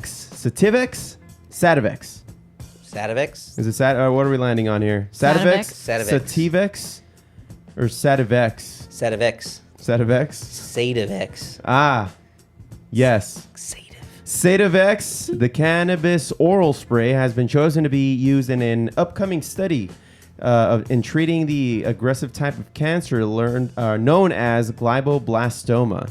The Brain Tumor Charity, an organization that seeks to increase research to find cures for brain tumors, is asking to raise £450,000 to fund the Sativex trial, which will be led by Professor Susan Short of Leeds University. So she there's a quote on her that says, "We think that Sativex may kill glioblastoma tumor cells, and it may be particularly effective when given to temozolomide chemotherapy," she said. "So it may enhance the effects of chemotherapy treatment in stopping these tumors from growing, allowing patients to live longer. That is what we want to test in the study." Now, before we get excited, let's just remember what she just said. No study has taken place, but the fact that the funding is already, the efforts are already in place for it to go down. It looks like it'll include a recruitment of 232 patients early next year, 2022, that are chosen from approximately 15 different hospitals and cancer centers in the UK. So this is going to study the effectiveness, and researchers will administer 2/3 of the patients with Sativex, and the remaining 1/3 with a placebo. So after it's been approved, and it's been approved ever since 2009. I think they were just waiting for funding to come about to reach their goal funding. This product, Sativex, contains both THC and CBD, and using the entourage effect, it has proven to be potent medicine. It's already been used for patients with multiple sclerosis. The medicine is also known for its ability to reduce pain, inflammation, and anxiety. And we've already known that for a very long time about weed. So I'm excited. I'm optimistic. I hope that it does what they hypothesize, and they get some good enough information for them to be able to, if not cure, at least treat these patients that have it. Another part of this article here says that Sativex is a potential savior. Glioblastoma is considered to be a common condition, one that is devastating for patients like Stephen Lee. Stephen Lee is somebody that they, I guess, tested on. Let me see if I can find why he is relevant in this. He has that cancer. I'm not going to find it. He participated in the early phases of the trial conducted in 2015. What I found here that says from him, it says, my diagnosis was very sudden and was one of those days you never forget. Having had to leave work early with a severe headache and stabbing pain in my right eye, my wife insisted that we go straight to the hospital after what my brother had experienced because his brother had the same thing. And so he's going to be somebody who's going to be taking this and amongst some other folks. So be on the lookout for a follow-up on that. And the other thing I wanted to talk about was these other weird things that are coming out of the weed community. And by that, I mean the weird, it's not just THC, CBD anymore. Like there's THCV, CBN, CBG, all these other things that are coming out of the weed world. Sound like channels. Yeah, no kidding. I didn't have that on my cable package. But Damn you, Hulu. But I'm glad to have it. So this article tries to explain some of the products coming out. Like, for example, some are claiming that they can be used for energy and weight loss. Cannabis and weight loss don't usually roll off the tongue together, but there's one compound in the plant that acts as a stimulant by increasing energy while decreasing hunger. This amazing cannabinoid is THCV. Tetrahydrocannabivarin is what it stands for. So how does THCV work? Unlike THC, which turns on the CB1 receptor, causing the release of hunger hormones, THCV turns off the CB1 receptor, suppressing the appetite. The scientific study found that THCV works in a similar way to pharmaceutical anti-obesity drugs with a far less risk of the side effects. Research shows that THCV also alters brain connections to help control food intake, holds promise in the treatment of diabetes, and appears to reduce addictive behaviors. Oh.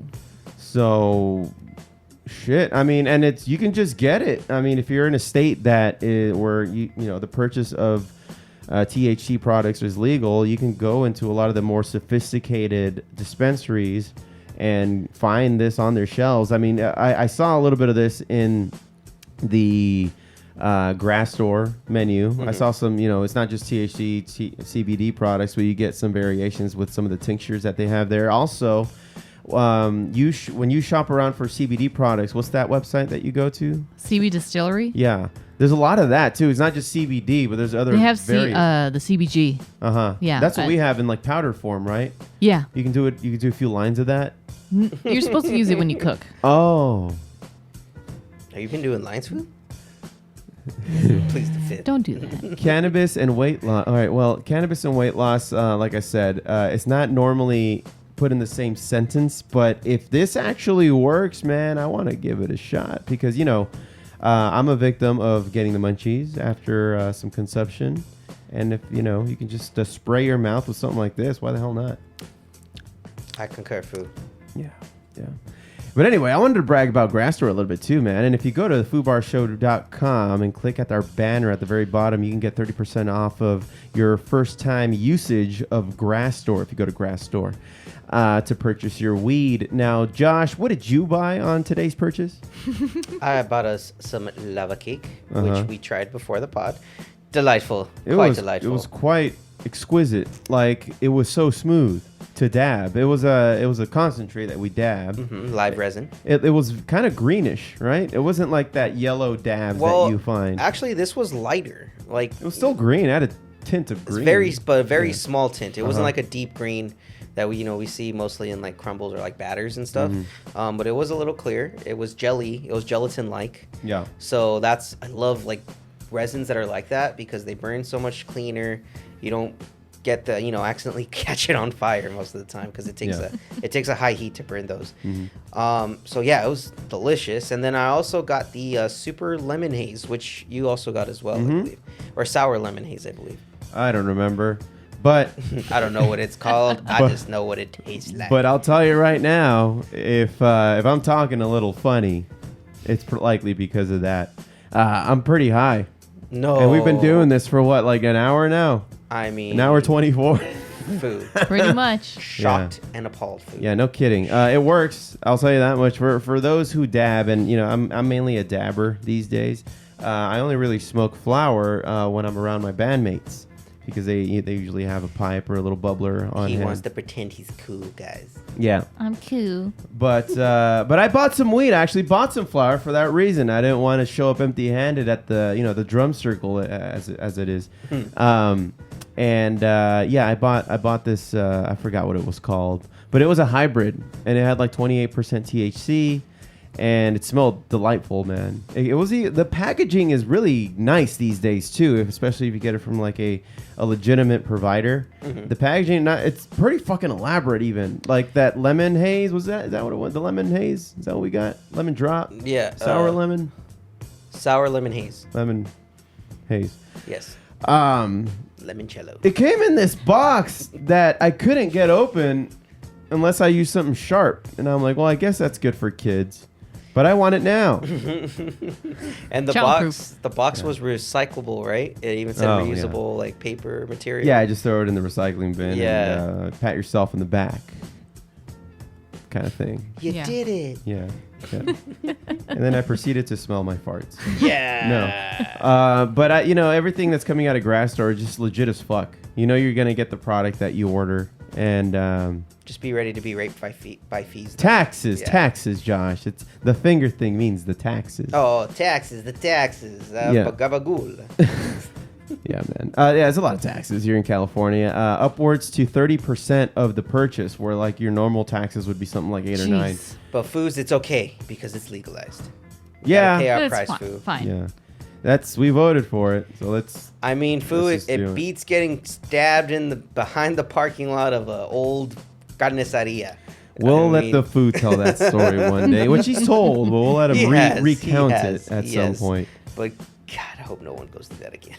Oh no. Yeah, that was a scary 24 hours. Oh yeah. Yeah, he was bleeding out. All right, anyway. Anyway. That's all I got for the joint report. Do you guys want to add anything else? Nah, Foo, I'm just ready to smell. Well, we're not done yet. You got sports? Yeah. All right, let's do that. Smoke weed every day.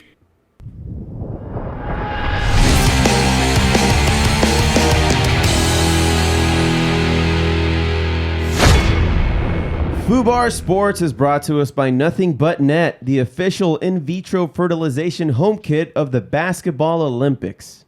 Swish. Wow. 4-3. Well, Foos, since we opened with the basketball reference, we got some good news in the Olympics because not only did the men's basketball team win the gold against France, Foo. We beat France. We beat the French. We beat them. We told them, lay down your weapons, please. Is that a brag?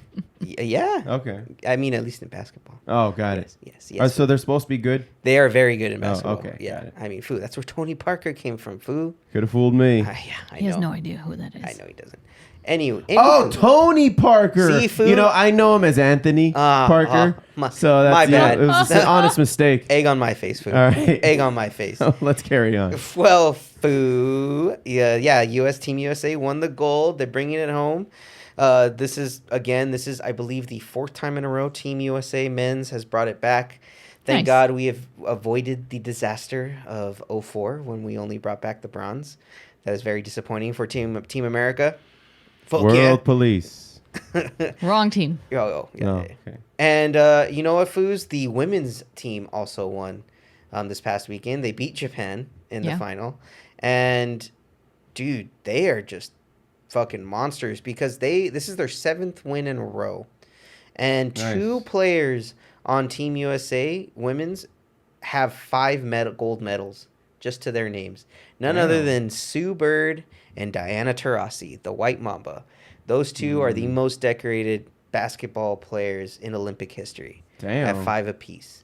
Oh, And yeah. It's like, God damn. And then to think about it, Sue Bird is with Megan Rapinoe from the women's national soccer team, Oh, who herself has like 3 gold medals as a soccer player and a couple of World Cups and a couple of World Championships. So it's like, dude, they're like the super couple when it comes to Right. like gold medals and shit. Yeah, so no God kidding. Gold damn, everywhere. power to them, man. That's awesome. That's awesome. But yeah, I mean, Olympics were just it ended. It's done with Foos. It was a weird Olympics because there were no fans. I mean, we're still in the middle of a pandemic, so I mean, it's hard to believe. Yeah. You know, it would be normal. You know, we had a lot of trials and tribulations, but Foo, the one thing I think we can come away from this was that we need a morning talk show with Kevin Hart Yep. and Snoop Dogg. Yep, I didn't sure know we fucking do. needed it, but goddamn, we need it, Foo. We sure fucking do. We need it. And Foo, you have some clips. Of Yeah, their you sent me a highlights. link. Now, this is Kevin Hart and Snoop Doggy Dogg talking about the equestrian or the horse crip walking. So let's listen to a little bit of this. To prove how good we're getting at calling these highlights, we're gonna call a highlight cold. The producers have pulled some clips from the Olympics, and we don't know what sport it is or what event it has to do with. We'll watch it, and we'll call it like we see it. You know, I'm down for that, so let's do a cold call. Throw up one of those cool title cards. Pop up. Roll that clip. Okay, 2 sets of Speedos. Okay, here we go. Oh, they This about must to be twerk. twin. This twin. This is twerking. Maybe some synchronized. I think it's synchronized. it synchronized? Yeah, they doing it together. Synchronized. Here we Watch. go. Togetherness. All right. You ready? Happiness Okay, together. yeah, let's do it. 1, 2, 3. You get it. Yeah. Ooh, underwater, we talk right here. Good job, good job. And yeah, Choking the shit out of 'em. By the way, Let him go. that was too close. They need to relax. Okay, that's enough. Yeah, all right, man. We don't hug like that, homie. All right, We gotta man. turn That's sideways. enough, man. That was synchronized diving. Okay. From the top of it, I didn't know what it was, though. I'll be honest with you. I knew it was synchronized diving just because they had the same drawers on when they I thought it was pop locking. I thought they was about to pop lock it first. I thought it was a beat was about to drop.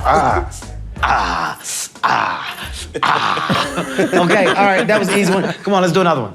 Horses. I like this. This is equestrian. This is They call prancing. They call this Prancing. equestrian. By the way, look at that horse. Did you? Oh, the horse crip walking, cuz. You see that? On the set. That's gangsters of up. Hey! Oh, cuz. Oh, look at this, cuz. Oh, come on, man. This horse is off the chain. I gotta get this motherfucker in the video. Oh, you said Oh my God. Snoop said I gotta put the horse in the video. Motherfucker's off the chain. I need that. Horse crip walking is officially in the Olympics. Man, you see that? Play it one more time, man. Gotta see that. The intro walk was Play it one more cold. time. Play it one more time so we can see it. West Coast. By the way, how do the horses get to Tokyo? What airline was it? Emirates. They fly That's the horses. expensive. They fly the horses on Emirates. And the athletes on Southwest? You know, the problem is getting bigger and bigger and bigger. Do the horses get medals when they win too, or they don't get medals? That's a good question, Snoop. I've never seen a horse with a medal. Do they? No, it goes to the person on the horse, which should be changed. He ain't did nothing but just sat on the motherfucking went for the ride. I didn't see that jockey do any type of crip walk just now. Just stayed on for the ride. You didn't have your ankles taped. The horse did. I demand for a horse to get the respect that they deserve, have the same bragging rights as the jockey. You start to hang a medal on these horses' neck, so when they get around the other horses, they can and show the other horse. You don't think a horse want to brag? I want to brag Jesus too. Christ. And that's just them just bantering back and forth like that. So funny. And you know, one of the things that I was complaining about earlier while we were watching these clips is that the fact that it's not on the main NBC channel, it's on Peacock. It's on It's Peacock. on Peacock, which, Yeah. by the way, isn't doing as good as they were hoping it would do with people subscribing to it. It's pretty much free as long as you're cool with commercials, right? Yeah. It's essentially NBC, but you have to get the app. Mm-hmm. And I think the name is partially at fault for it, if you ask me. Yeah, they really didn't lend themselves to. They didn't give themselves too many favors with Peacock? With that name, Peacock. Peacock. It's like, what you call me? Yeah. Fuck you up. Yeah. Peacock. You showbird. Yo, man, you get that cock? You watching your shit on that cock? Why you?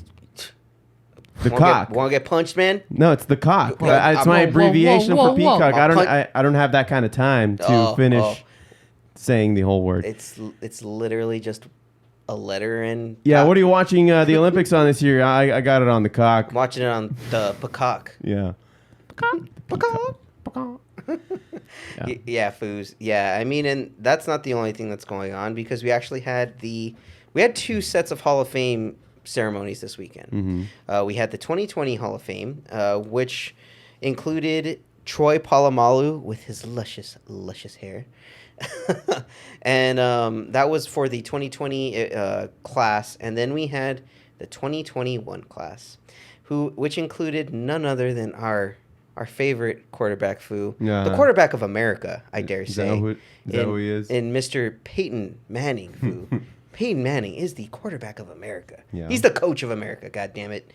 And he headlined today. And one of the biggest pieces of news that came out of this was that Tom Brady himself was going to be attending this Hall of Fame ceremony and be sitting with Peyton Manning's family. Oh shit! And Peyton said he felt honored that Tom was actually going to be going. And then Tom responded, "I had to make sure this guy was actually retiring and wasn't going to pretend to come back." and Eli then said, "Don't worry, Tom. I'll save you a seat." Oh God! But oh man, if you guys want to watch the clips, there's some good speeches. Troy Polamalu's speech was really good. I am going to be watching Peyton Manning's speech because it just happened maybe like 10, 15 minutes before we started this. Okay. So I'll be watching this a little after. But yeah, I mean, Hall of Fame inductions are pretty cool. You get some pretty cool moments, some teary-eyed moments, I should say, too. There's always some. There are always some, Foos. There are always some. But hey, it's a fun time because these guys are legends now. They're cemented as legends forever.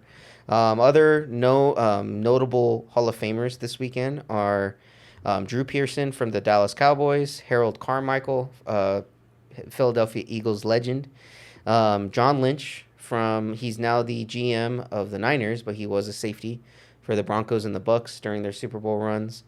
Charles Woodson, former Raider / Packer, the infamous, really known for the infamous tuck rule with Tom Brady that the Raiders fans bring up the tuck rule with the Raider fan, man. They'll tuck your ear for an hour. How it wasn't right. They should have won. We could have won the Super Bowl that year. Yeah, we just won. Of course, just won, Foos. And Tom Flores, former Raiders head coach who won the Super Bowl, the first Latino head coach to be inducted into the Hall of Fame. So it's very nice, Foos. And then last piece of news, Foo. And it's, some people really won't give a shit about this because it involves European soccer, Foo. It involves football. With one of the greatest players to ever play the game. Nay, the greatest player to ever play the game, Mr. Lionel Messi, is finally done with playing with FC Barcelona. Oh, jeez. He announced today that he was officially be moving on from the club. After spending 20 years with this club, dude. 20 years. He came up under their U16 league team and eventually just immediately as soon as he turned 18 was part of the pro league. And he's just been lighting it up ever since. And really, it's funny because last year he was really adamant about leaving the team. He didn't like the way management was working. Like they were just overpaying for mediocre players. And it didn't really help him. Like you lost Neymar, which was their best player besides him, to PSG. And then this last year, though, he said he still wanted to stay. He was trying to rework his contract to even get paid only half to at least stay. But due to salary cap restraints with La Liga, they said nope. They have salary caps? They do. I think they just started imposing it after the whole Super League thing went down. Jeez, yeah. So, didn't you guys talk about this? Yeah. I mean, and he during his announcement today, he actually was crying. It was a pretty tearful exchange for him. 20 years. I mean, he wanted to retire with Barcelona, and honestly, I was hoping he would, but. C'est la vie, Foos. He's actually going to a new team I will be following. They're actually a good team. It is Paris Saint-Germain, none other than PSG, where Kylian Mbappe and Neymar Jr. are playing at right now. So you're going to have Leo Messi with Mbappe and Neymar on the same team. That's like creating another super team, at least for soccer. So PSG has a good chance of winning the cup, winning it all next year. But goddamn, man, it sucks, and it's weird to see these great players on different teams. Like when you started watching Cristiano Ronaldo playing English, motherfucker, do you speak it? I can't even speak Spanish apparently. Oh yeah, that's right. That is his When he started playing for Juventus instead of Real Madrid, it was still weird because you only ever saw him on that team. So it's gonna be really weird to see him, but I'm gonna be watching because I'm still a Messi fan. So yeah, Foo. Right on. Yep, I think that's it for sports. That's it. Yeah. Well, what about the standing ovation that our new pitcher at the LA Dodgers Stadium? Foo, got I totally recently? forgot there was so much sports, Foo. We actually had Max Scherzer. He pitched against the debut against the Astros, no less, Foo, and he How had appropriate. a masterful performance. It 10 was strikeouts. artwork what he did. Yeah, Foo, and honestly, I cannot wait to see him again because. Goddamn, we're winning it again this year, Foo. It looks like it. It sure as fuck looks like it. Well, these moves that they just made. Oh man, they made a hell of a difference because Albert Pujols has been hitting dingers almost every other night he's playing. Yeah, our uncle, our Theo Albert, Foo, Theo Alberto Yep. is fucking knocking them out of the park.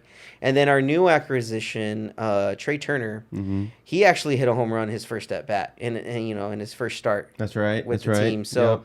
This team is just firing on all cylinders. We're gonna get Kershaw back in the September. time to do it.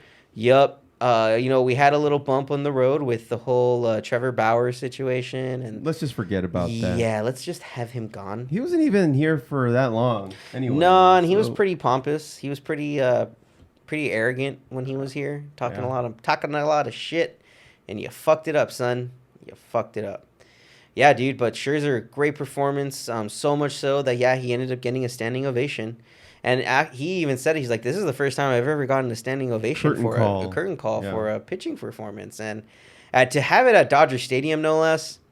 One of the more, right now, populated stadiums in the United States, right? Yes, and it's one of the most iconic stadiums in the United States on top of Fenway Park and Yankee Stadium. But yeah, man, it's one of those legacy stadiums where a lot of these players like to have milestones at. Yeah. It's just like, oh, dude, I got to have a home run there. I got to have a no. I mean, dude, if you can have a no-hitter at Dodger Stadium, fuck, legend. Oof. Yeah. Legend, dude. Yeah, man. Remember Josh Beckett when he had that no-hitter? That was amazing. Like, even just listening to it on the radio. I mean, baseball is such a great sport, and for the Dodgers to have this continued success for the last decade, it's amazing, and we're going to have it going forward. Yeah. No, I just wanted to touch on that. Dude. I didn't want to let that get past us because that was a cool thing that I saw. When I saw the highlights of his pitching throughout that entire game, it was pretty impressive. Yeah, Foo. And you know what? That's not the only pitching the Dodgers added, Foo. They actually added former Astro Cole Hamels is that right? to the team. So he's going to be... When's he joining? Joining the Dodgers. He already did? Yeah. He's in? He signed with the Dodgers. I completely missed that. Wow. Yeah, he signed with the And Dodgers. he's played already? Not yet. Okay, I think he's coming out of the bullpen. He's getting to it. Yeah, Foo. Oh, my God. Yeah. Let him finish this. Can I finish? Can I finish? Oh, my God. Can I finish? Okay. Why are you interrupting me? You do not interrupt me! Yeah. Okay, I'm finished. All right. Well, that's going to do it for Foobar Sports. Everybody stick around for the music highlights.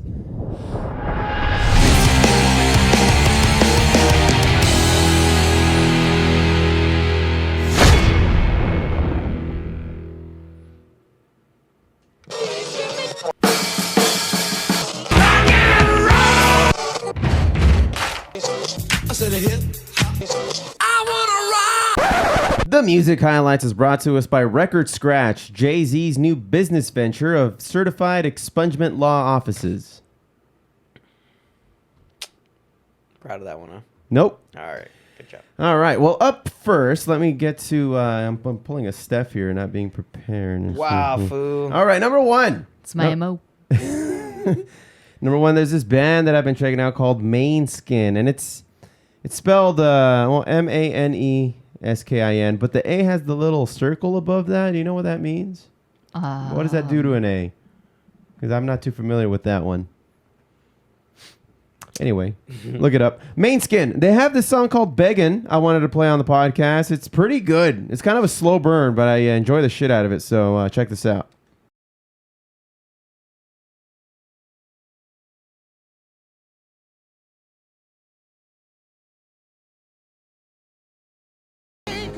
That's been rock and roll. Was just a little baby, Josh. Oh, Foo, but it was so good. Yeah, it was good, man. And I saw in other articles when they were talking about like Little Richard and Charles working together, they often would have to overcome, those particular types of clubs that wouldn't normally let black folk in.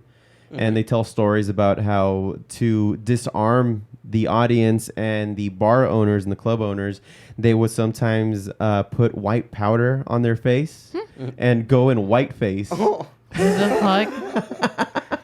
so that they couldn't, in their words, threaten their way of life. But, they got theirs. At the end of the day, they got their chance and opportunity to play and make new fans and go up in the rock and roll ranks back in the 1950s. So a huge kudos to Mr. Charles Connor. He will definitely be cemented in rock and roll history. And most recently, I came to know of him through his appearances on the Kevin and Bean Show on K-Rock here in L.A. In the mornings. So R.I.P., my friend.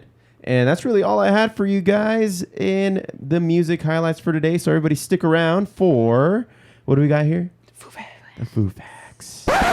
And Foo Facts, Foos, is brought to us by Fuckerin' Fuckatash, the new Western-style brothel just outside of Vegas. They definitely saw a putty tat there, didn't they? They sure did. Oh, they sure did. All right, well, who wants to go first today?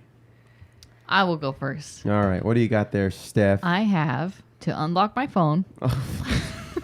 Why'd you request to go first? I have Olympics facts. Gold medals are mostly made of silver. Foo Facts.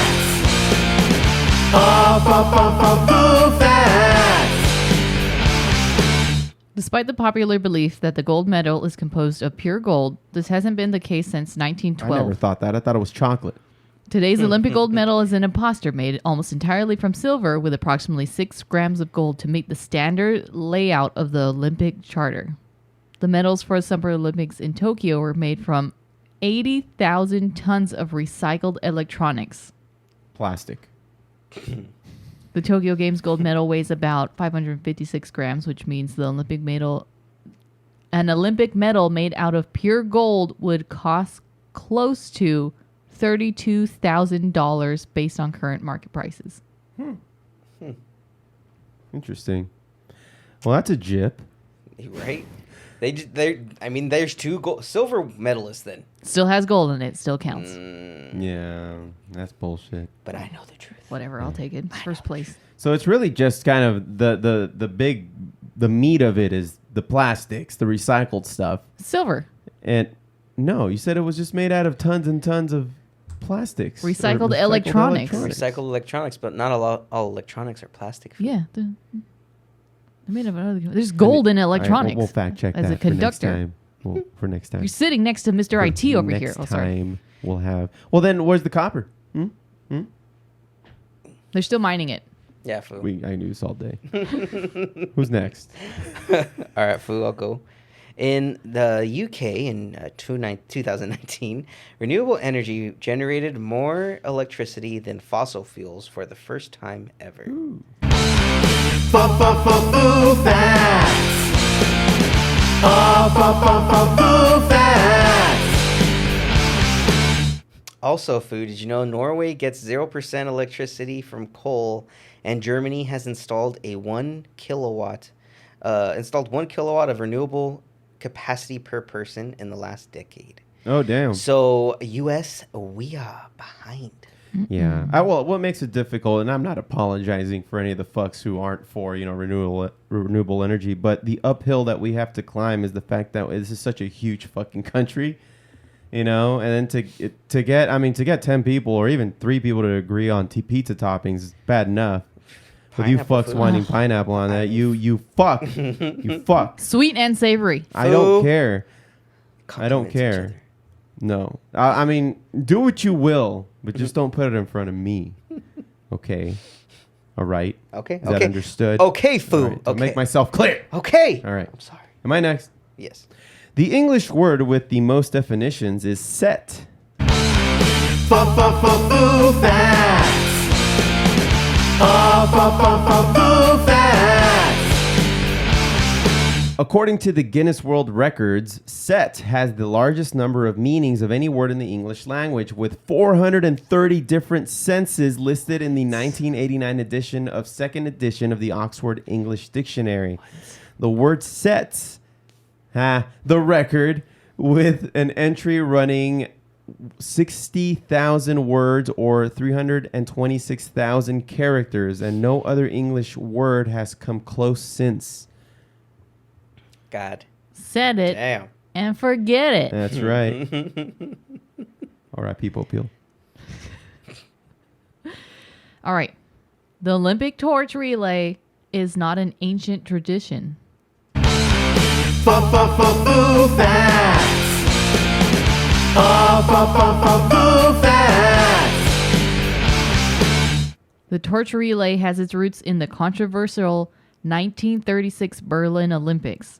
Carl Diem, chief organizer of the Olympic Games, conceived of the relay as a propaganda tool for the Nazi party to showcase the supposed superiority of their Aryan race. Dang, we took it back. The relay passed through Greece, Bulgaria, Yugoslavia, Hungary, Austria, and Czechoslovakia, who would all succumb to Nazi rule within 10 years. Jesus Christ. All right. God damn. All right, Foo. Yep. Here's one. Did you know that if a black hole were to find its way in our solar system, it would throw planets out of orbit and tear the sun to pieces? Nice. Foo Facts. Foo Facts. See, Foo. So Don't do it. don't do it. Don't. I don't recommend it. I don't recommend it at all. Just don't. Just leave the God particle alone, guys. Leave it alone. There's a lot to learn from it. Creedence Clearwater Revival has the most number 2 Billboard hits without ever hitting number 1. I believe it. Foo Facts. Foo Facts. John Fogerty's Swamp Rock Band has the odd distinction of having seen more of its singles hit number 2 on the charts without ever hitting number 1 than any other musical act in history. Between March 1969 and October 1970, the band scored 5 number 2 singles on the Billboard Top 100: Proud Mary, Bad Moon Rising, Green River, Travelin' Band, and Looking Out My Back Door, but never saw one of its songs get to the top spot. No other act has topped this dubious honor since. I want to know, have you ever seen Number 1. Yeah. Nope. Yeah. Oh, man. What a feat. Athletes in the ancient Olympic Games competed in the nude. Foo Facts. Foo Facts. How sloppy was wrestling then? Whoo-wee. Oh wow. Well, they were also oiled up most likely during that, Foo. So Oh, Jesus yeah. Christ. yeah. Why?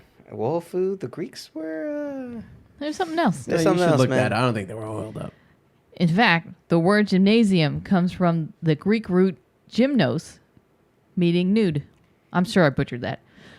As such, the literal translation for gymnasium is school for naked exercise. Oh, wow. Wow, gym class would have been so different for me. Yeah, in high way different. school. Yeah. All right. What could have been?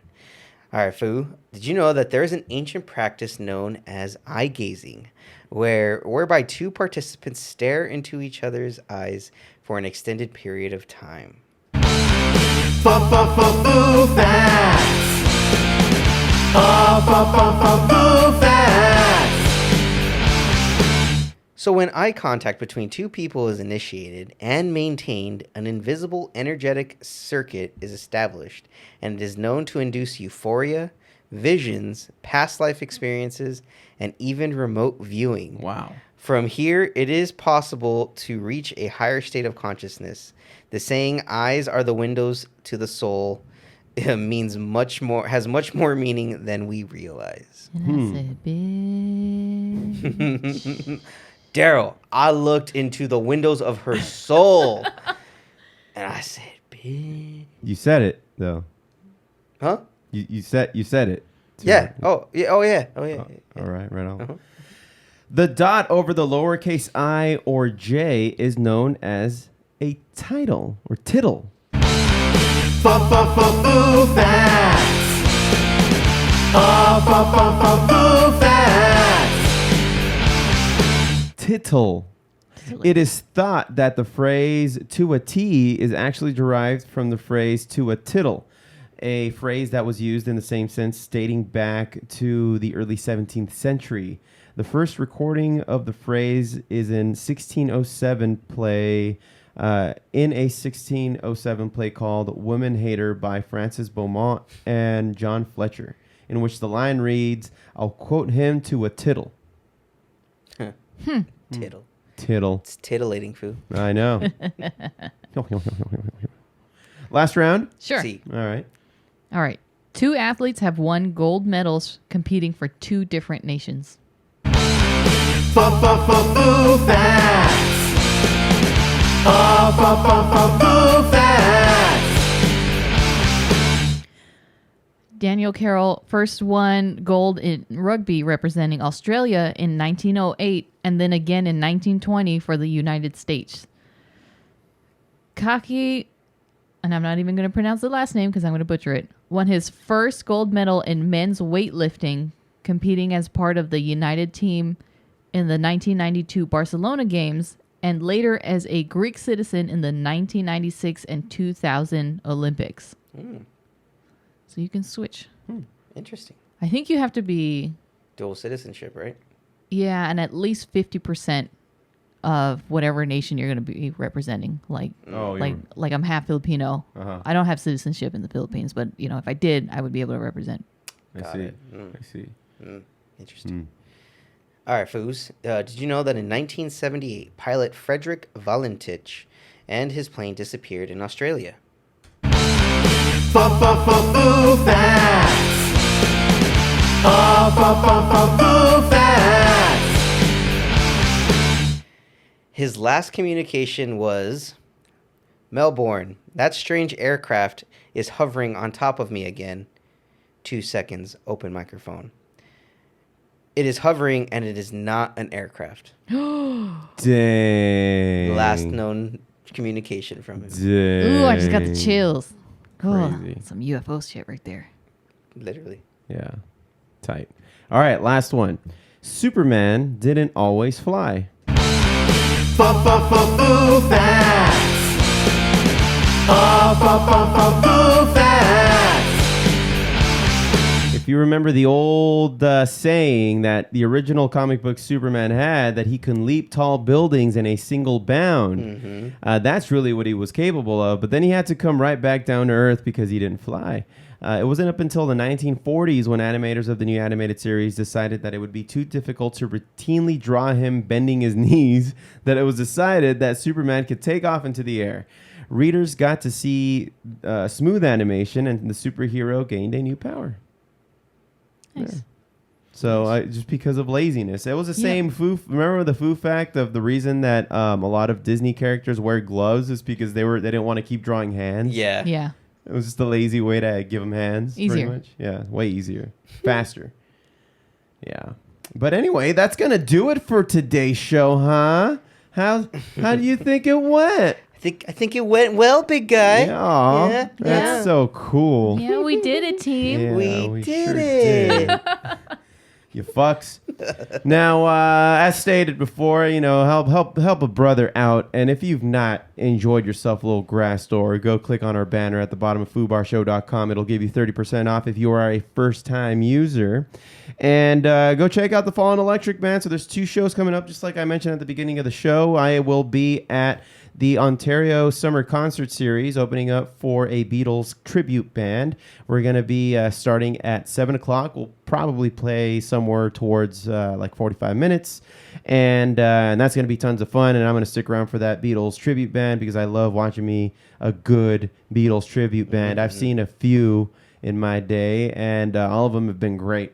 And I mean, especially the ones that do the costume changes in between sets. The Fab Those Four. are fun. Those are really fun to watch. Oh, yeah. And also on Sunday, the 15th, I will be with the Fallen Electric playing once again. It's been too long of our time away from Brewery X, and now they are finally allowing bands to play on their outdoor stage, which will be a first for us. Normally, we have the big stage in the indoors, and Josh, you've seen that stage. Oh, yeah, that's a nice fucking place. Huge warehouse of a place. Awesome. Yeah. Awesome brewery to go And to. because, we're in a pandemic, they're not having people kind of be inside, so we're going to be in the outside stage where there's tables and chairs and a lot of food vendors and really, really good beer. Really good beer. You guys have had their beer, right? Oh, yeah. Oh, great. Fucking amazing. It's a great time. It's just fucking far. It's Anaheim. It's not that far. It's not far. Anaheim is far. It's a whole other country. It is. Really, really nice place, though, and I'm excited to be back. And this is why I'm more excited. The band, we recently made a purchase. We bought a new PA system because my old one was aging out. I've had it for it's got to be. I've possessed it for the last maybe 12 years. It has been a part of my musical life because it was the PA that followed around the bar show way back when, in 2002-ish. So it's easily around 20 years old because not only that, but my cousin's band, the Crusaders, that used it before the bar show, used it. So it's probably a 25-year-old PA, and it's it's kind of not giving us the quality that we want. So this new PA, it's way more powerful. And what we did at yesterday's show over at Boondocks in Corona was that we plugged in all the instruments. We mic'd up all of the amplifiers, and then we mixed them all together so that the music would be pumping out of the PA system and everything would be balanced. Dude, fucking chef's kiss. It sounded so good, and we were able to pump everybody back out through the monitors so we can all hear what we're all doing. A lot of things that people don't know about bands, especially the ones that just play these small bars. If you're not hooked up like that, and it does take time to set everything up, but it's worth it because you are able to hear everything that everybody's doing all of the time, and you can really follow each other a little bit better that way. And a lot of bands, I think, maybe, I don't want to say take it for granted, but when we're rehearsing, we're all in an enclosed circle. We know what everybody's playing, but when we're actually lined up and then powering our sound in front of us without anything coming back to us properly, it's a little difficult sometimes. And you just have to hope that everybody is, doing their part in what they did in rehearsal. So we're excited. That's to us, it's a huge leap in perfecting our live sound. To many, it's pretty trivial, but we sounded pretty good. No, you should have seen these guys. Start playing with the PA system. Just imagine just imagine you're on a playground and you see this group of kids just huddled in a circle and you don't know what they're looking at. It was the new Radioactive Man comic. And then they're just all gossiping with each other. Oh yeah, let's try this knob. Let's try that knob. It's as a kid when you had that pack of Pokemon cards, Yep. booster cards. Oh, what'd you get? Yeah. Hold on. Yeah. Give me some space, guys. It was exactly like that. And it's the first step to many more additions that we want to make. We want to get more lighting, and we want to actually put on a show rather than just have 4 fucks just play music. A mini Stonehenge.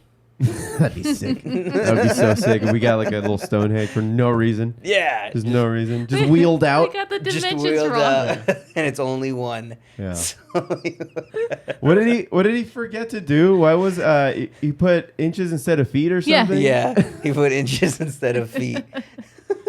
It's all coming down. So they had to get a dwarf to Yeah. go and jump in. Oh, God. Oh, jeez.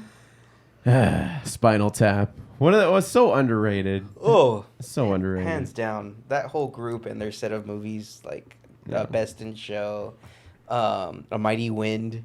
If you guys haven't seen A Mighty Wind, oh my God, that one is hilarious. Yeah. Especially Harry Shearer's character. So ridiculous. So fucking Oh, ridiculous. so ridiculous, but so good. Great music too. Yeah. Great music. Well, anyway, just wanted to bring it back around. R.I.P. Trevor Moore. I'm going to be watching way more White Kids.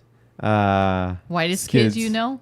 Yeah. Yeah. That's what I'm abbreviating these days. White kids. Yeah. I'm going to go watch some White Kids. Just look outside your door. Yeah, the whitest kids you know. Look at that. We've been watching way more of that, and just catch up because that was pure comedy gold. Anything else you guys want to talk about? When can we expect the Foo back so that he can explain himself? Josh, what do you think? Most likely post-December. Oh, for fuck's sake! Get this guy on the line. Call him now. Foo.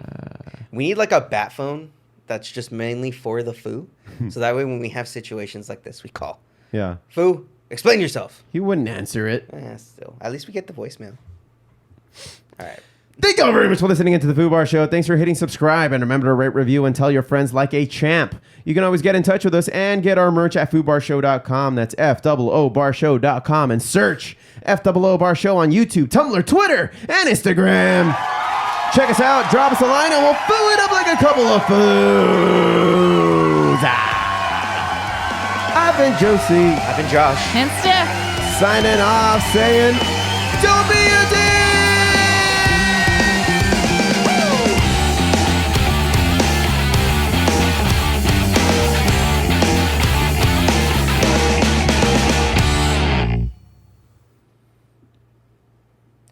And we're clear. 2 hours and 13 minutes. They don't deserve this.